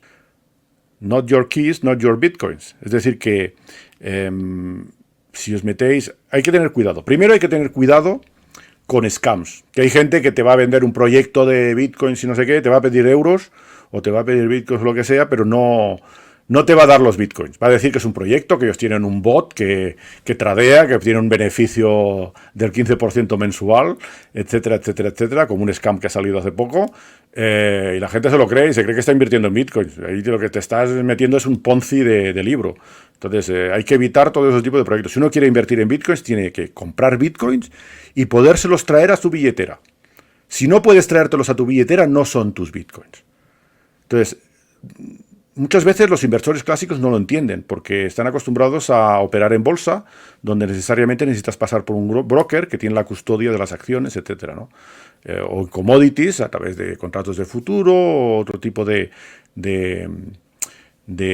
inversiones virtuales, ¿no? Es también como la diferencia entre invertir en oro físico o en oro papel. Quiere decir que puedes comprar el ETF GLD, que representa el oro, pero no tienes oro, tienes la promesa de un broker que eso corresponde al oro. Bueno, en Bitcoin pasa lo mismo, y si tú no puedes traerte tus Bitcoins a tu wallet, no tienes Bitcoins. No es tan complicado entender cómo funciona un monedero. Un wallet es un monedero de criptomonedas. Simplemente te puedes descargar una aplicación, tienes un botón para enviar, otro para recibir, y cuando lo instalas te dan unas palabras, la semilla, que es lo importantísimo, que hay que guardar cuidadosamente, porque en el caso de que se te rompa tu ordenador o tu móvil, poder resucitar tu monedero, ¿no? Pero si no te permite sacar los Bitcoins, como ocurre, por ejemplo, en ciertas, en fin, pues sí, se puede decir, porque no, Revolut, por ejemplo, puedes comprar bitcoins, pero no los puedes sacar. Por eso no estás comprando bitcoins. Ellos te dan la cotización del bitcoin, y en el momento que hay un fork, ¿qué pasa? Por ejemplo, porque yo si tengo un fork y tengo los bitcoins en mi monedero, pues cuando hubo el fork de Bitcoin Cash, de repente tuve bitcoins y tuve Bitcoin Cash. Tuve las dos cosas. La gente que guarda también, se pueden guardar los bitcoins en un exchange. Los bitcoineros viejos no lo hacemos, o no nos gusta hacerlo, porque a ver, en la primera época, Bitcoin, el mercado era un Far West. Quiere decir que hay que entender que los hackeos estaban a la orden del día. Todos los exchanges se hackearon. A ver, la seguridad de Internet es muy mala. Y lo hemos descubierto con Bitcoin y las criptomonedas. El problema es que antes hackear una página web, pues bueno, sería para obtener datos, pero no podías obtener, no era una caja fuerte, no obtenías oro digital. Podías intentar hackear un banco, pero al final lo único que puedes hacer en un banco es transferir dinero de una dirección a otra, y de una cuenta bancaria a otra. Y entonces, bueno, pues una vez se descubre el hackeo, se bloquean esos fondos. Bueno, hay formas más sofisticadas, como algún hackeo que hicieron, donde donde no sé si contrataron a 100.000 filipinos que fueron a cajeros a sacar el dinero en efectivo. Pero bueno, es mucho más complicado y las cantidades no son tan grandes. Pero los mayores robos se han producido en exchanges, y además uno famoso fue el hackeo de Mt. Gox, en que robaron 800.000 bitcoins. Y de hecho eso fue un impacto tremendo porque era el principal exchange de Bitcoin. Entonces todo eso, los bitcoineros viejos lo sabemos, no nos gusta dejar los bitcoins en el exchange porque si hackean el exchange, pierdes tus criptomonedas. Puedes perderlas y bueno, y si te las descargas, te las tienes en tu monedero, si tú pierdes las claves secretas también las puedes perder, pero depende solo de ti y de la seguridad que emplees, ¿no? Entonces, bueno, también la gente... Sí, Sí. hoy en día, Ricardo, los exchanges cada vez más hacen custodia en frío. Precisamente creo que tienen el 98 o el 99% de sus monedas en frío, y creo que también tienen por ahí Sí. seguros porque son conscientes de esto, ¿no? Entonces, claro, yo una pregunta que te haría a ti es, para una persona que está empezando ahora, claro, el irte a custodiar, idealmente, evidentemente, es que tus claves privadas las custodies tú, ¿no? Pero probablemente para mucha gente que está empezando, y sobre todo con cantidades pequeñas, no sé hasta Sí. qué punto les merece la pena. Sí. Porque, claro, la custodia de uno mismo es que tú eres tu propio banco, y claro, eso también Sí, tiene sí. su Sí, sí. trabajo No, y no, su a ver, responsabilidad. correcto. Yo creo que con la experiencia que he tenido también en fin, la gente no quiere estudiar, pero bueno, al final, si quieres ser independiente y no depender de un banco, tienes que estudiar un poquitín para cómo guardar tus ahorros en criptomonedas. Pero en efecto, si la cantidad es pequeña y no te da miedo perderla, pues lo más simple es dejarla en un exchange. Eso es la complicación mínima. Lo único que tienes que guardar correctamente son los passwords, meter sistemas de two-factor authentication para que sea más seguro, acceder a tu cuenta del exchange. Y si es una cantidad pequeña, lo más simple es dejarlo en el exchange, en efecto. Pero bueno, luego pasa que la cantidad pequeña, luego si el precio sube, se vuelve una cantidad grande, hay que estar preparado para guardarlos. Hay diferentes tipos de wallets, hay wallets también más seguros que son los hardware wallets, que permiten que las claves secretas no estén en tu ordenador, sino en un dispositivo externo y que simplemente utilizas para firmar las transacciones. Bien, todo eso requiere un cierto estudio y una cierta preparación, pero en efecto lo más simple es lo que propones. Bueno, pues la gente compre, lo deja en el exchange, si no es una cantidad importante no necesita complicarse la vida, pero insisto que uno tiene que saber que está comprando bitcoins y no un token, una representación digital de eso que no lo puedes. Lo importante es poder traértelo a tu monedero y poder utilizarlo tú y distribuirlo, ¿no? Bien, ¿qué más cosas tenía yo apuntadas? Tenía algunas cosas que quería mencionar que son un poco diferentes. Bueno, como comentaba al principio, Bitcoin es un activo nuevo, es un sistema monetario que surge espontáneamente y, bueno, no solamente los economistas no lo entienden o no lo han entendido hasta ahora correctamente. A ver si tengo aquí los artículos de Krugman del 2013, a ver si os voy a compartir. ¿Dónde está esto? Por aquí. A ver, por ejemplo, artículo de Krugman. Me parece, se ve la pantalla, ¿no?, que estoy compartiendo. De 19 de abril del 2013, la red antisocial de los Bitcoin. Bueno, este señor que es Premio Nobel de Economía, en fin, no es un premio Nobel, es un premio Nobel de Economía, es el premio que da el Riksbank, no tiene nada que ver con la Fundación Nobel. El caso es que, bueno, pues se dedicó a escribir artículos en 2013 explicando que Bitcoin no era una moneda, que más o menos que era un timo, y no solamente luego Bits y Barbarie, pues también de Krugman, de diciembre de 2013, etcétera, etcétera, etcétera. En fin, claro, yo al mismo tiempo también escribía en El País. En fin, este señor, esos artículos son del País, pero traducidos de artículos que publicó en el New York Times, en otros periódicos. Entonces, más adelante también tenéis aquí noticias negativas sobre Bitcoin en el 2013. Los economistas no creen en el Bitcoin, en fin, explicando todos los peligros del Bitcoin cuando estaba a $100, $200, ¿no? Sobre todo que la gente no invirtiese en ello. Entonces, bueno, yo también escribí artículos, pero un poco más para popularizarlo en la parte de la tecnología. Y el primer artículo que escribí fue en marzo del 2013, algo antes que el artículo de Krugman, y el título ya lo dice todo, es la revolución matemático-monetaria, donde explico un poco matemáticamente cómo funciona y cuál es el interés que veo, ¿no? Y además que no disimulo el interés que veo, es decir, que eso desde el principio, creo que una vez lo pensé bien, lo entendí bien, empecé a explicarlo. Bueno, escracha el sistema monetario, en efecto, porque los bancos en aquella época decían que Bitcoin era el dinero de las mafias, de los dealers de drogas, del dinero negro, etcétera, que es cierto que se ha utilizado para comprar drogas, pero era completamente minoritario. No más del 5 o 10% de las transacciones estaban implicadas en las compras de drogas, por ejemplo. Sí, es la moneda que se utilizaba en aquella época para comprar drogas en Internet, pero que ya no se utiliza porque Bitcoin es muy trazable. De hecho, hay otras monedas ahora que tienen unas propiedades de privacidad mucho mayores. Y aquí Bitcoin imparable, entonces digo que acaba de rebasar los $300. Entonces, si queréis, hay que verlo retrospectivamente. Entonces, bueno, yo escribía en la sección de tecnología y al mismo tiempo en la sección de economía, pues se dedicaban a decir maldades del Bitcoin. Entonces, si queréis un poco la historia de la cotización, tengo aquí el gráfico. ¿Veis? Está en coordenadas logarítmicas. Es que si lo pongo en coordenadas no logarítmicas no vamos a ver gran cosa. Si queréis lo cambio a coordenadas no logarítmicas. A ver, entonces, perdonad, lo voy a hacer a cambiar en coordenadas lineales.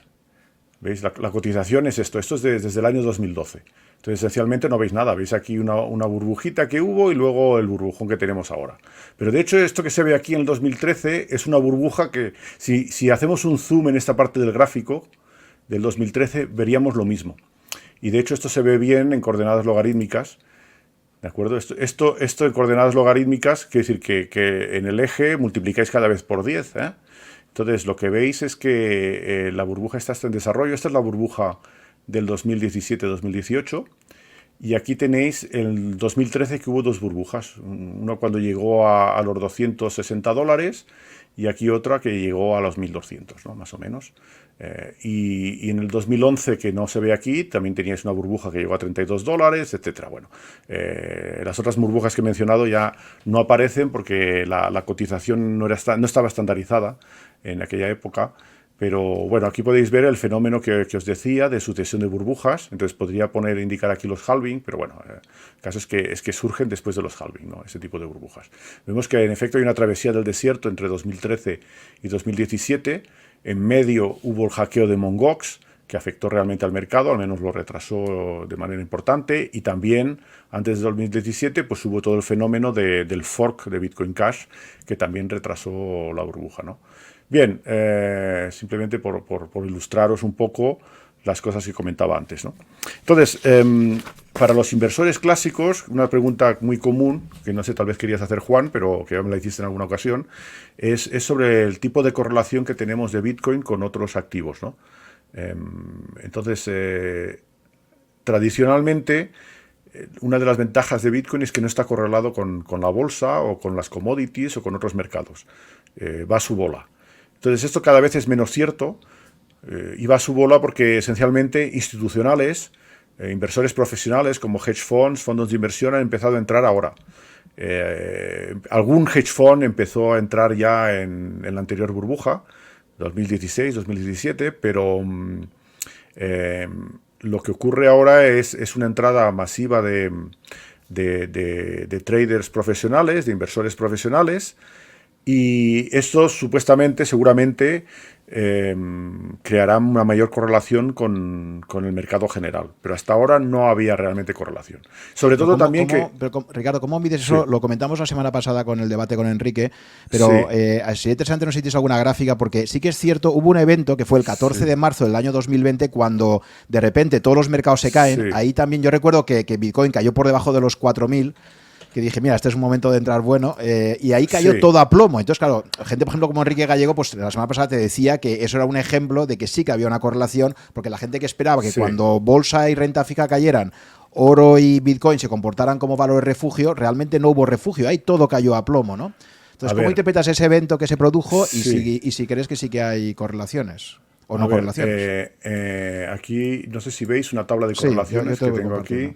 Bueno, podéis ver que la correlación histórica, esto es un screenshot de Bloomberg, que se lo agradezco a mi amigo Manu el Mutuero, que me pasó la tabla precisamente la había preparado para enseñársela a Enrique, pero como no surgió el tema en ese momento, pues aquí la tenemos. Entonces aquí tenéis la correlación de diferentes activos.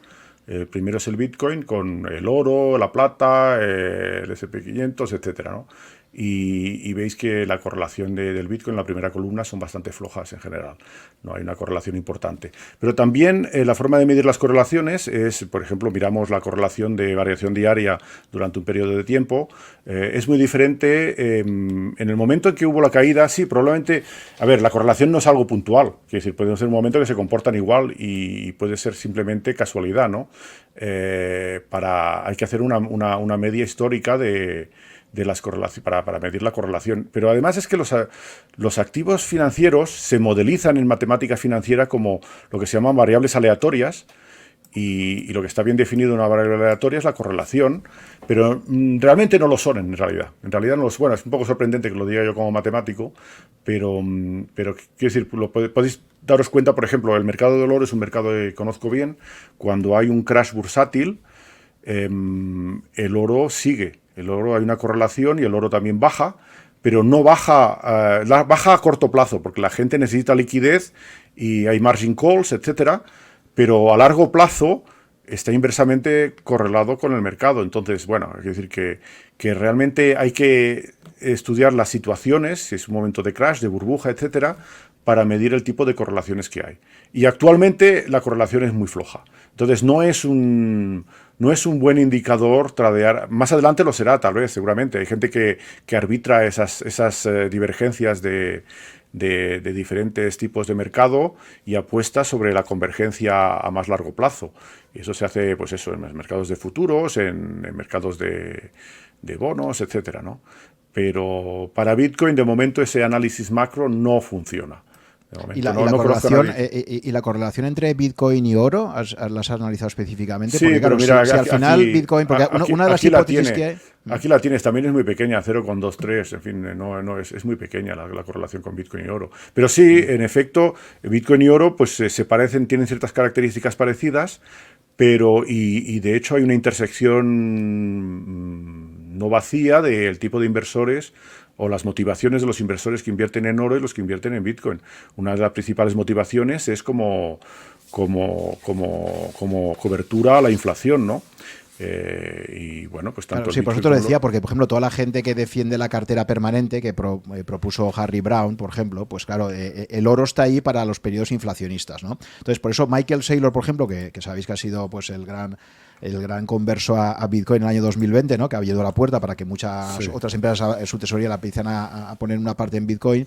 Él mismo decía en Twitter, hace no mucho, decía, es que el dragón de Bitcoin a lo primero que se va a comer es al oro. O sea, no va a haber no sustituyes Bitcoin en vez de dólares o de euros, sino que, lo digo porque, claro, mucho tenedor de oro a lo mejor está diciendo, bueno, yo tengo oro como cobertura, ¿no? Frente a una inflación que es muy probable que se acabe produciendo, porque todo el dinero que se está imprimiendo por algún sitio va a tener que acabar saliendo, ya hay inflación de activos, pero eso también se puede extender a la cesta de la compra. Y entonces, claro, por eso te digo que si realmente los tenedores de oro, la gente más joven ahora empieza a pensar en oro 2.0 como Bitcoin, efectivamente ahí habría un efecto de sustitución, ¿no? Entonces, en las carteras que tienes permanentes, la parte del oro, ¿crees tú que eso se puede imponer poco a poco? Bueno, es un poco difícil predecir el futuro porque no tenemos nadie bola de cristal, pero en efecto son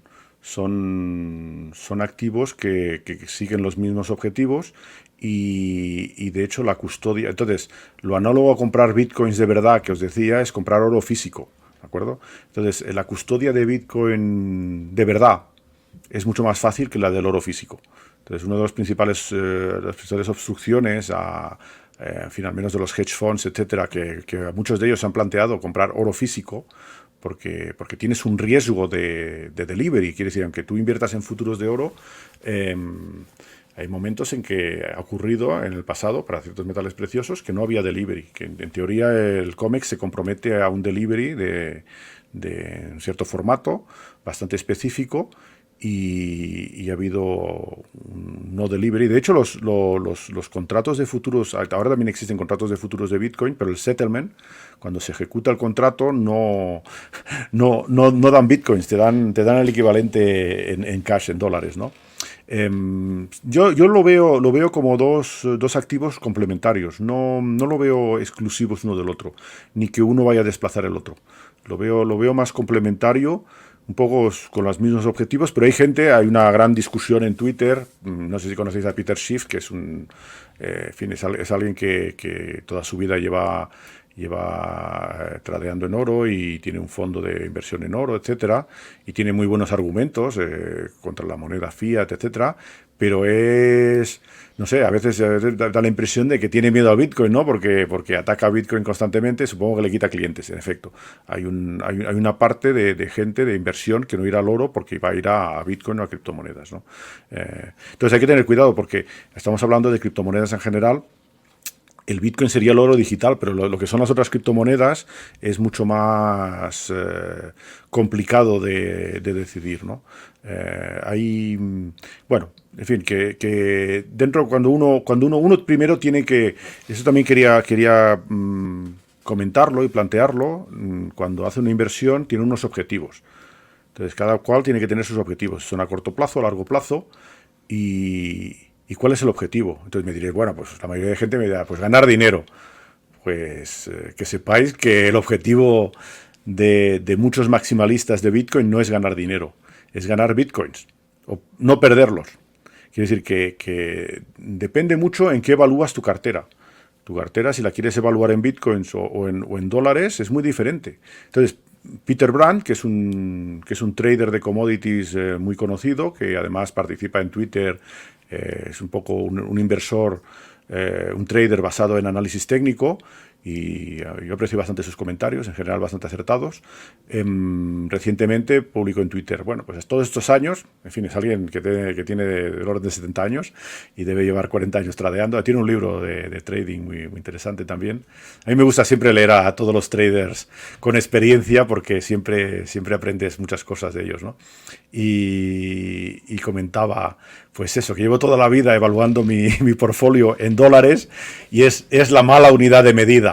Lo que tengo que evaluarlos en bitcoins. Entonces, bueno, pues ahí pues enlazamos un poco con una de las definiciones clásicas de los libros de economía, es que una buena moneda es una buena unidad de medida, ¿no?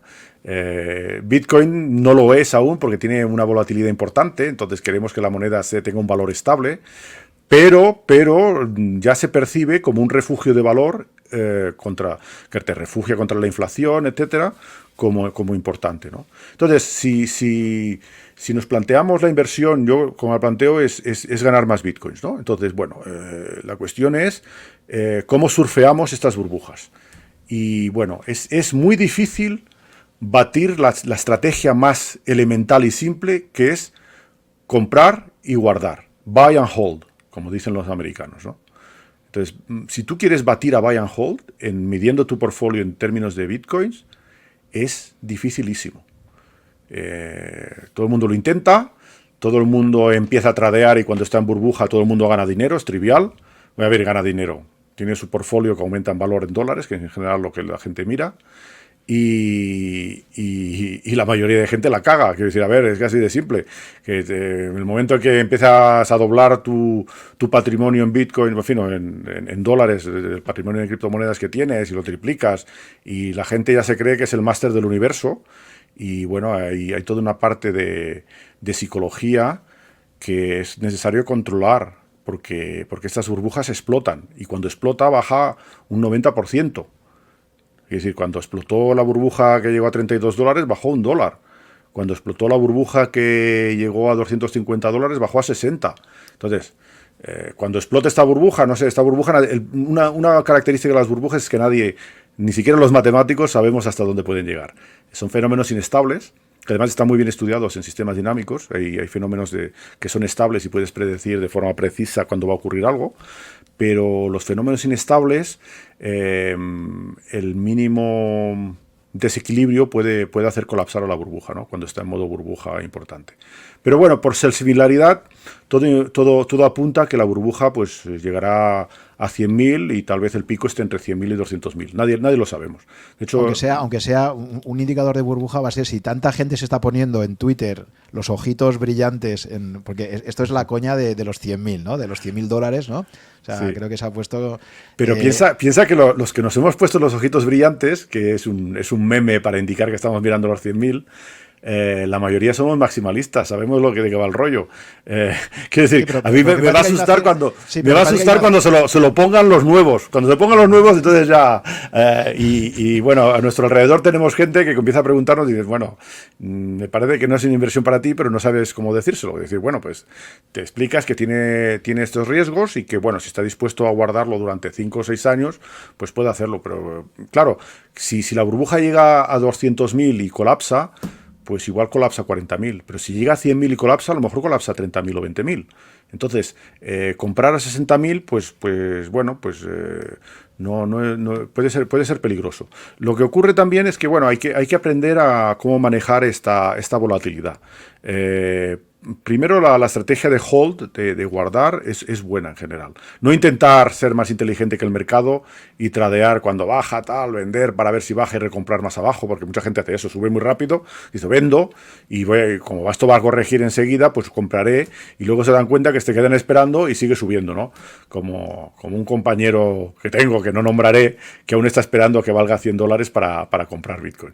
Pero bueno, se ha quedado ahí, lleva 8 años ahí, pero bueno, ya se lo dije que él no va a comprar a 100, comprará a 100.000 y seguramente me los compre a mí, así que pero bueno, en fin, para provocarle un poco.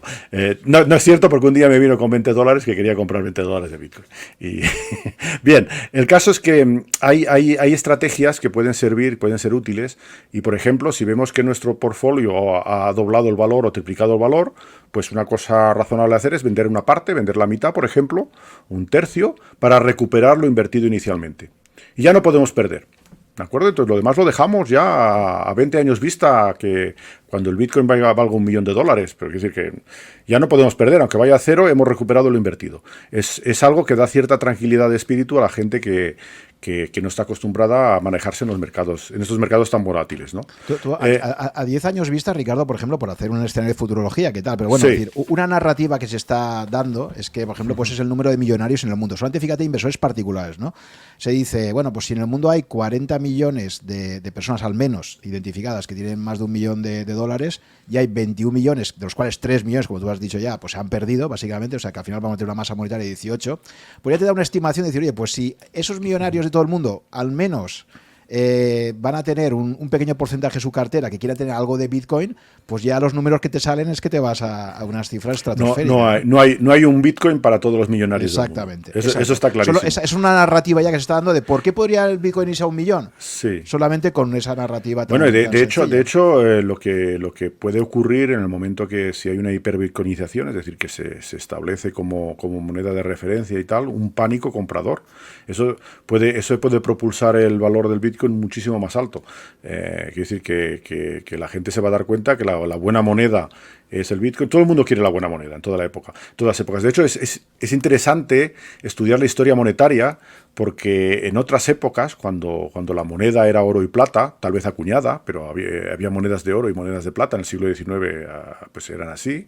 Quiere decir, en España, tradicionalmente, pues había las monedas de 8 escudos, que son monedas bellísimas de oro, y también había las monedas de 8 reales de plata. En fin, hay una competición entre las monedas.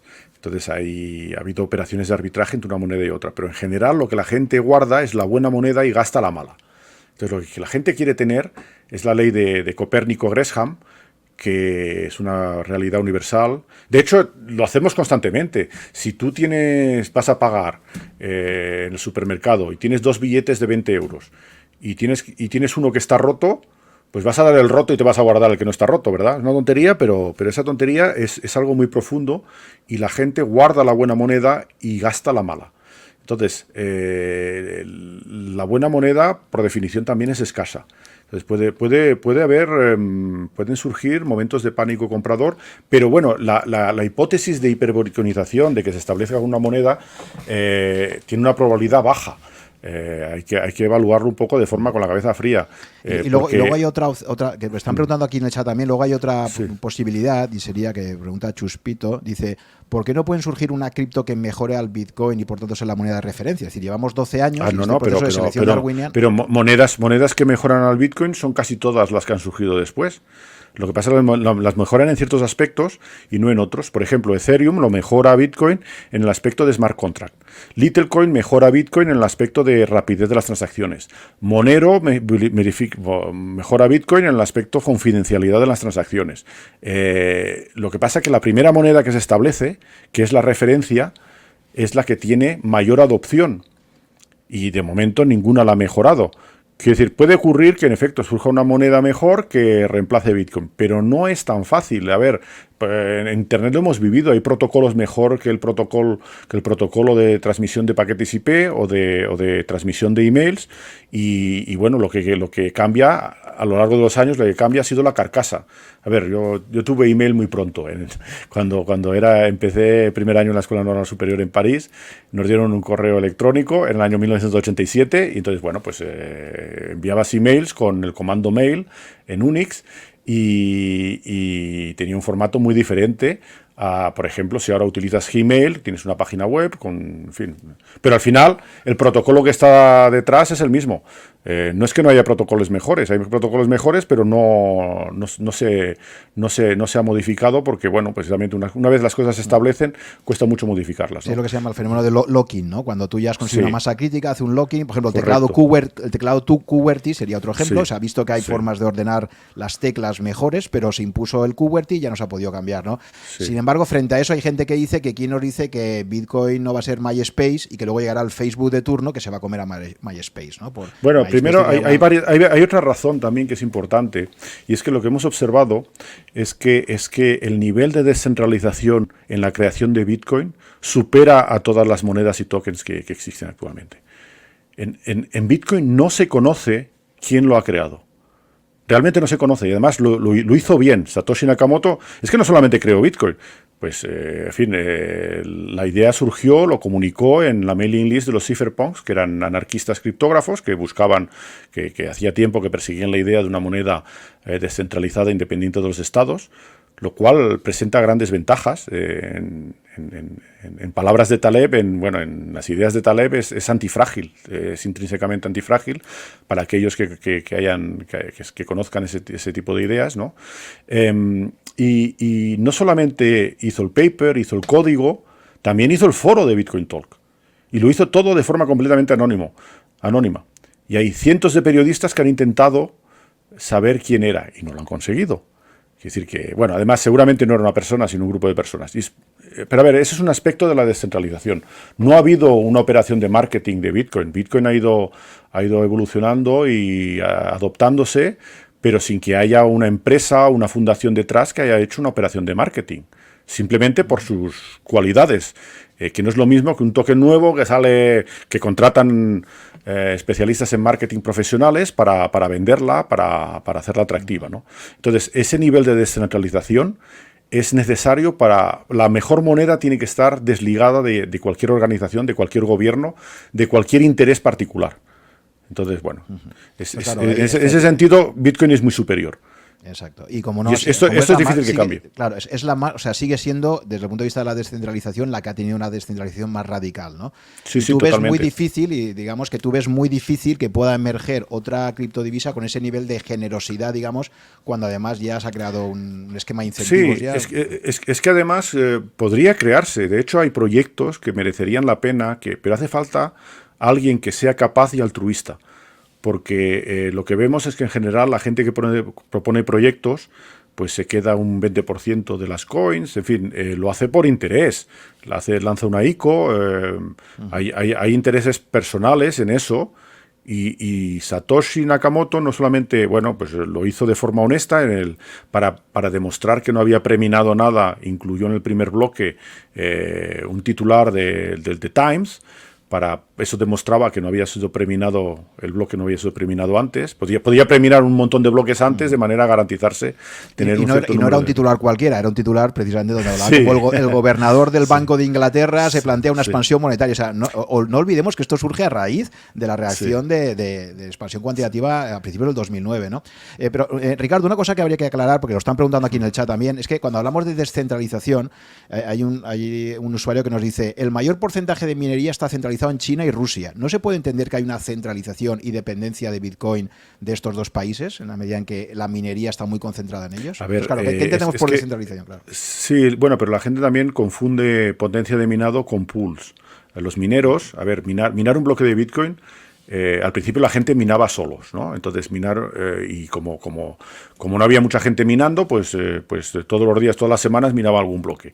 Pero claro, luego cuando había mucha gente minando, pues a lo mejor podías pasarte meses sin minar un bloque. Entonces lo que hizo la gente es agruparse, los mineros se agrupaban. Entonces hacíamos un pool de mineros donde cada cual aportaba su potencia de cálculo y luego sobre los bloques minados se repartían los rewards, las recompensas en bitcoins proporcionalmente a la potencia de minado. Y ese es el sistema, cómo funcionan los minados. Entonces, en efecto, hay grandes pools de minado en China, pero eso no quiere decir que el minado se haga en China. En esos pools hay hash rate que viene de todos sitios, de Islandia, de Estados Unidos, en fin, de países donde se puede conseguir energía barata o gratuita. Porque también ahora lo crítico es obtener la energía gratuita para que la industria de minado sea rentable. Entonces, hay toda una serie. Bueno, a ver, es que Bitcoin está lleno de falsas noticias. Ahora, buscando estos artículos en El País, si buscáis con el tag Bitcoin, que en la página web del País, por ejemplo, podéis hacerlo, os encontráis todas las noticias. Y os aconsejo, os recomiendo que echéis un vistazo. Los primeros artículos son del 2013, los que os he presentado, los míos, los de Krugman, etcétera, ¿no? Pero luego hay un montón de noticias falsas, de fake news, que se han utilizado primero para decir que Bitcoin era dinero negro, que era de dinero de terroristas, en fin, un montón de tonterías que han utilizado los bancos para denostar a Bitcoin, ¿no?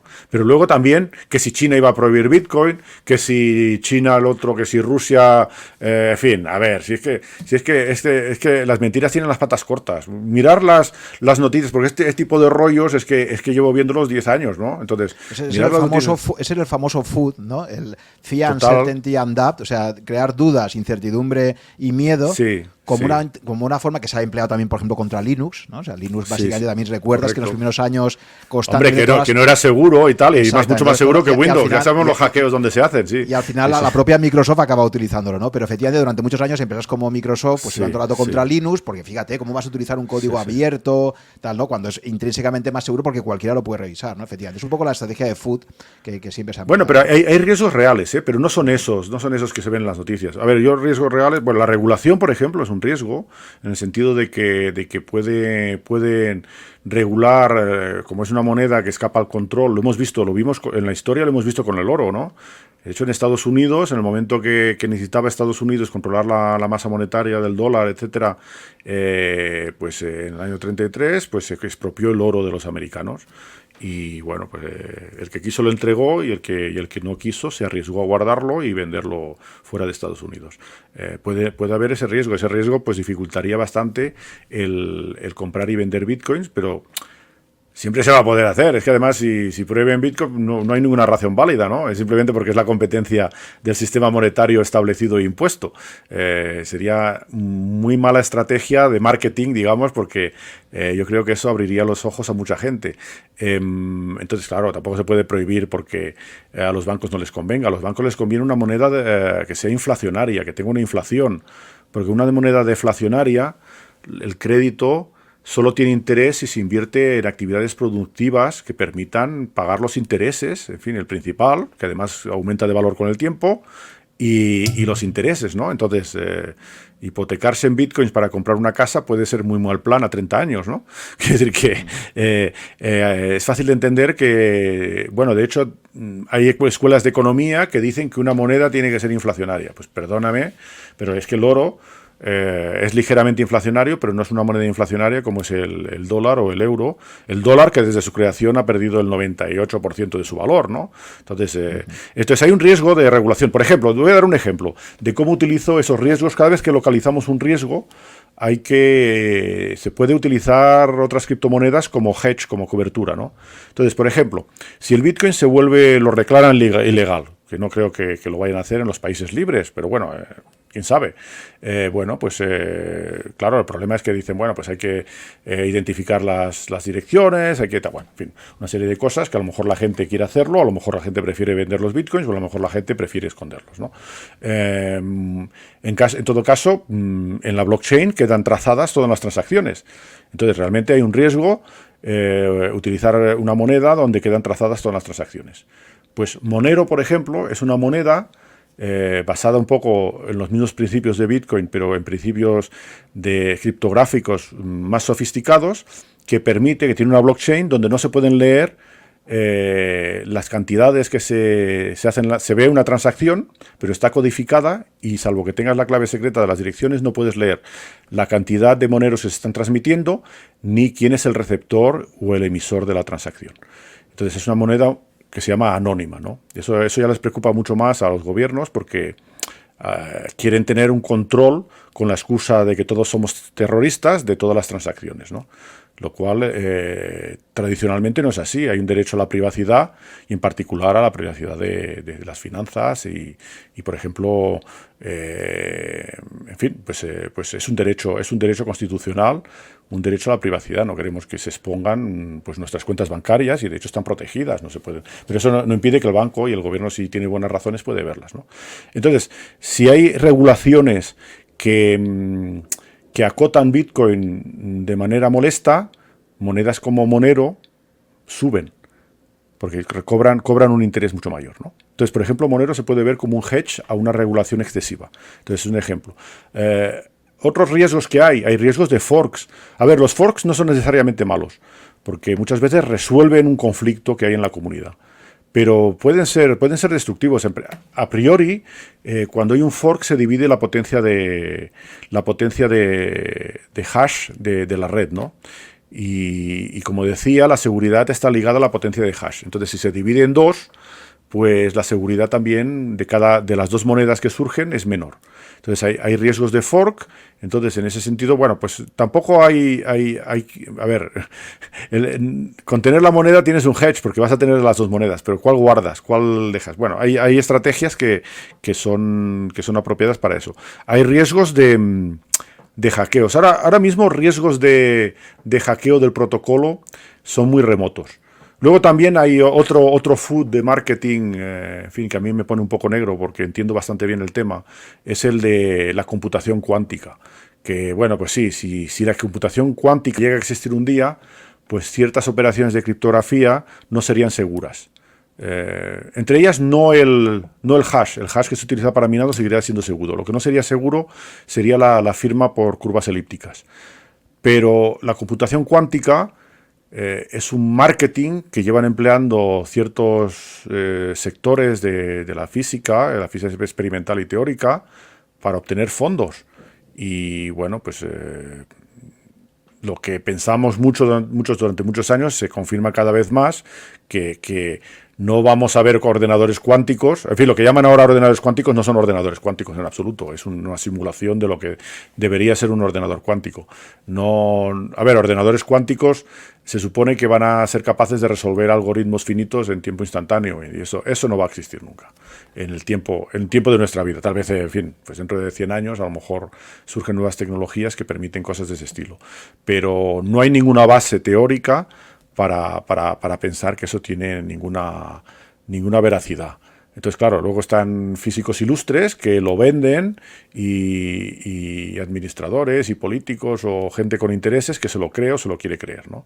Pero, bueno, el caso también para Bitcoin también está muy bien, es muy fácil saber qué partes del algoritmo criptográfico hay que cambiar para que sea resistente a ataques de ordenadores cuánticos, ¿no? Entonces, eso son partes de food. Entonces, también hay proyectos, por ejemplo, que venden cierta descentralización que no es cierta.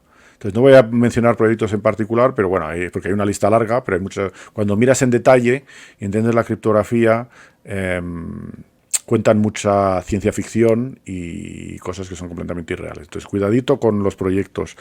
¿Qué más quería decir? Sí, bueno, pues hay riesgos siempre en la operativa de inversión entre, por ejemplo, en el mundo de EFI, los smart contracts son contratos descentralizados que alguien crea que puede ser anónimo.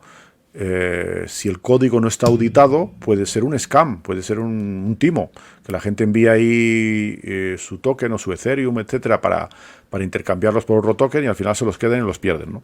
Entonces hay que tener cuidado con todo este tipo de cosas.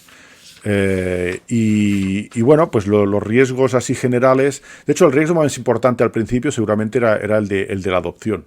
Es decir, el que Bitcoin haya llegado al nivel que está ahora da cierto punto de no retorno.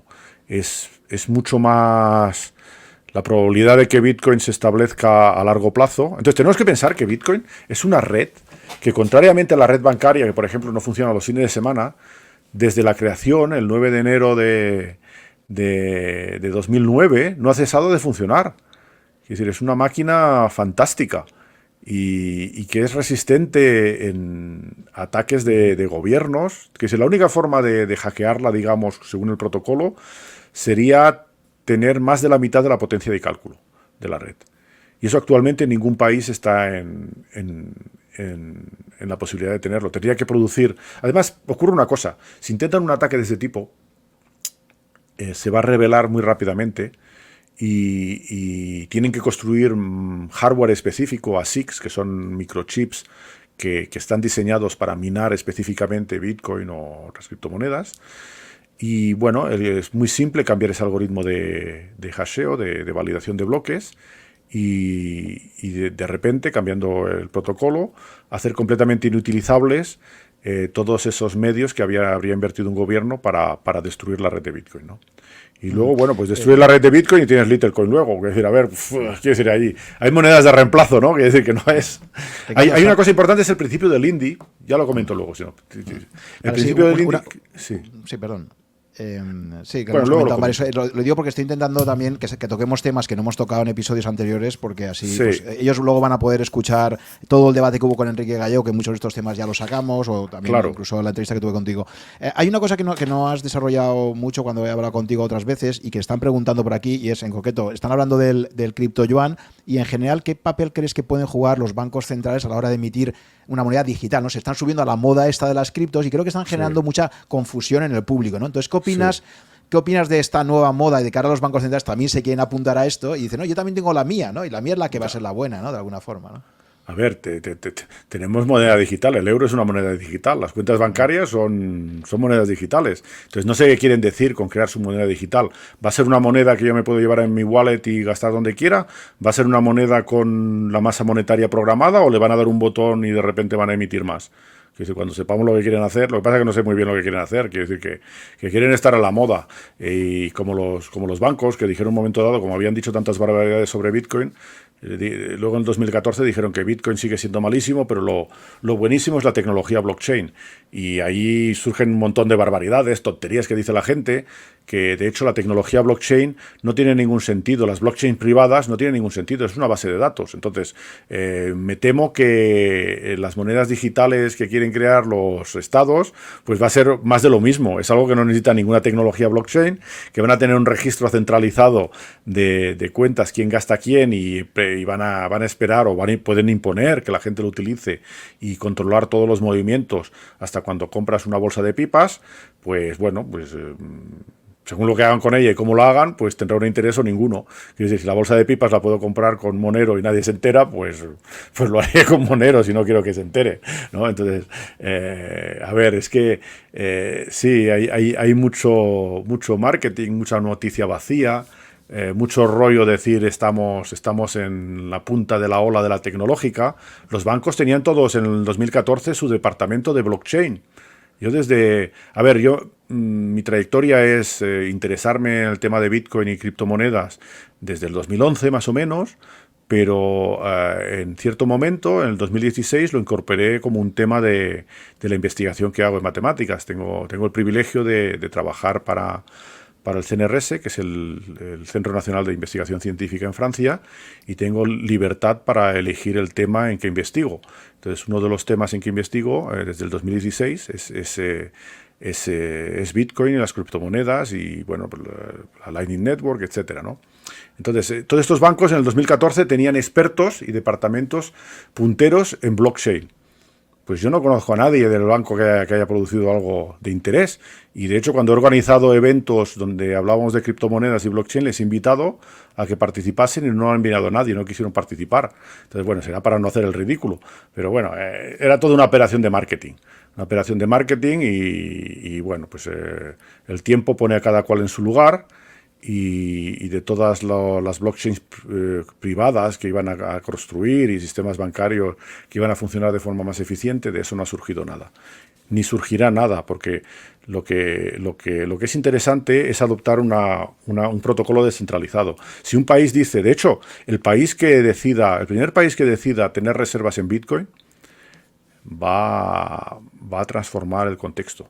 Porque de hecho, si lo hubiese hecho, por ejemplo, España, en el momento que vendió oro, bueno, pues vendió oro a finales de los años 90.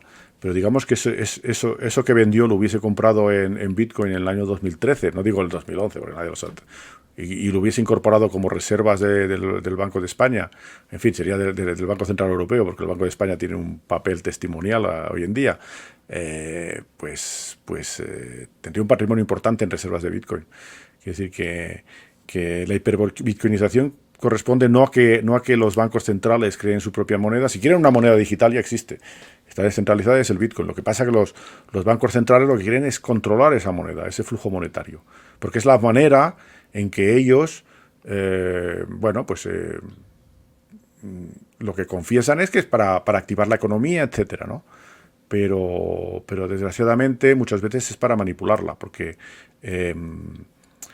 las emisiones, la inflación o no inflación. A ver, actualmente los tipos de interés están en cero o en negativo y se presta a los bancos en negativo para que compren bonos del Estado que ellos les reportan un beneficio.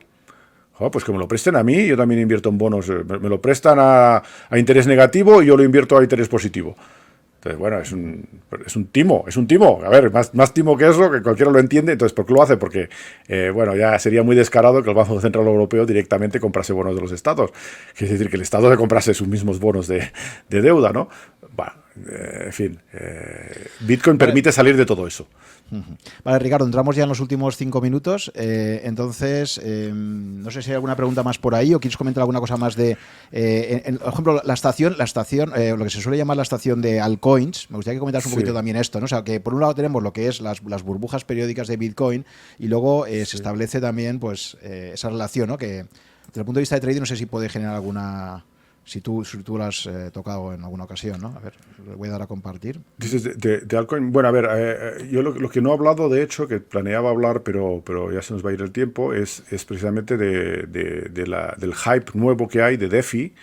Entonces es una página que es DeFi Pulse, que permite medir un poco la actividad que hay en DeFi, significa Decentralized Finance. Entonces eso es muy interesante porque se están creando smart contracts y replicando instrumentos clásicos de los mercados financieros. Entonces empezó eso con los DEXs. Entonces, ¿qué es un DEX? Es un Decentralized Exchange, es un contrato inteligente que permite intercambiar monedas. Entonces no necesito registrarme en un exchange. Yo puedo, de forma totalmente anónima, enviar una transacción que da la instrucción de cambiar ese token por otro token, ¿no?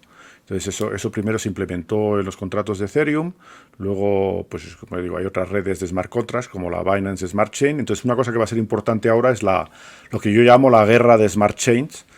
Y en este tipo de páginas podemos medir un poco el tipo de adopción que hay de por ejemplo, este gráfico es el Total Value Locked, entonces la cantidad de dinero que está metido en estos contratos inteligentes. Entonces aquí podéis ver diferentes tipos de contratos. Hay contratos de lending, es decir, que se presta Estos los DEXs, los DEXs son los Decentralized Exchange, el número 1 es el Uniswap. De lending tenéis diferentes tipos de contratos inteligentes, Maker, Compound, Aave, etcétera. La mayoría funcionan sobre Ethereum, pero ahora como las fees de Ethereum están altas, hay las réplicas en la Binance Smart Chain. Luego hay réplicas de derivados financieros, sobre todo Synthetix, pues puede uno operar con opciones sin tener que pasar por un broker. En fin, una serie de, luego también assets, es decir, que representan otros, incluso hay representaciones en tokens que representan acciones, lo cual está completamente desregulado, no hay regulación. En fin, en cuanto lo hagan van a prohibirlo, pero bueno, quiero decir que actualmente permite, es algo que va a tener un futuro importante, quiero decir que tiene unas ventajas claras. Entonces ahora está en pleno hype, luego también están los NFTs, que es pleno hype y muchas de estas cosas van a valer cero después de la burbuja. Pero bueno, es una forma también de ganar bitcoins cuando entra toda la gente desinformada a meter su dinero en esas cosas que no entiende. Entonces, si lo entiendes, sabes en el momento que hay que entrar y sabes en el momento que hay que seguir.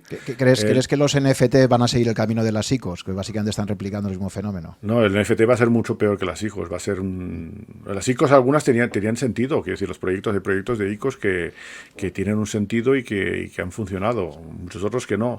Pero, a ver, NFTs tal como se plantean de vender un token electrónico, en fin, un token digital. A ver, los NFTs tienen cierto sentido, por ejemplo, como certificado digital de un objeto de colección real. Eso tiene todo el sentido del mundo. Asociar un NFT a un cuadro. Entonces, conozco por ejemplo a un pintor parisino que se llama Pascal Boyard que pinta murales. Bitcoineros, es maximalista el hombre, entonces si buscáis en internet veréis, tiene murales fantásticos, todos con motivos relacionados con Bitcoin y las criptomonedas, y bueno, no dura mucho porque son murales de estos que pintan las calles y los borran en pocas semanas, y bueno, creó NFTs asociados a ellos y luego reproducciones, etcétera. Bueno, pues él tiene NFTs que están ligados a una obra real, algo tangible, ¿no? Eso sirve de certificado de autenticidad, de que es algo que no es falsificado. Entonces puede crearse NFTs por objetos de colección, como cuadros, numismática, sellos, filatelia, etcétera. Eso tiene sentido.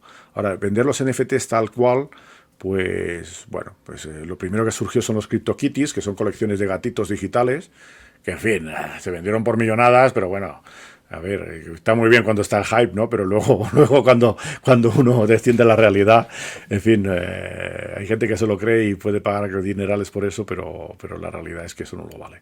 Entonces,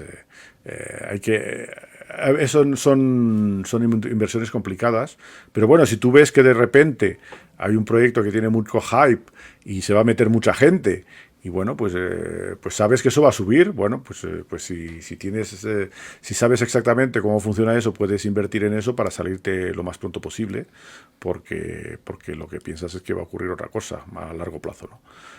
Entonces, bueno, son estrategias que pueden tener sentido para ganar más bitcoins, ¿no?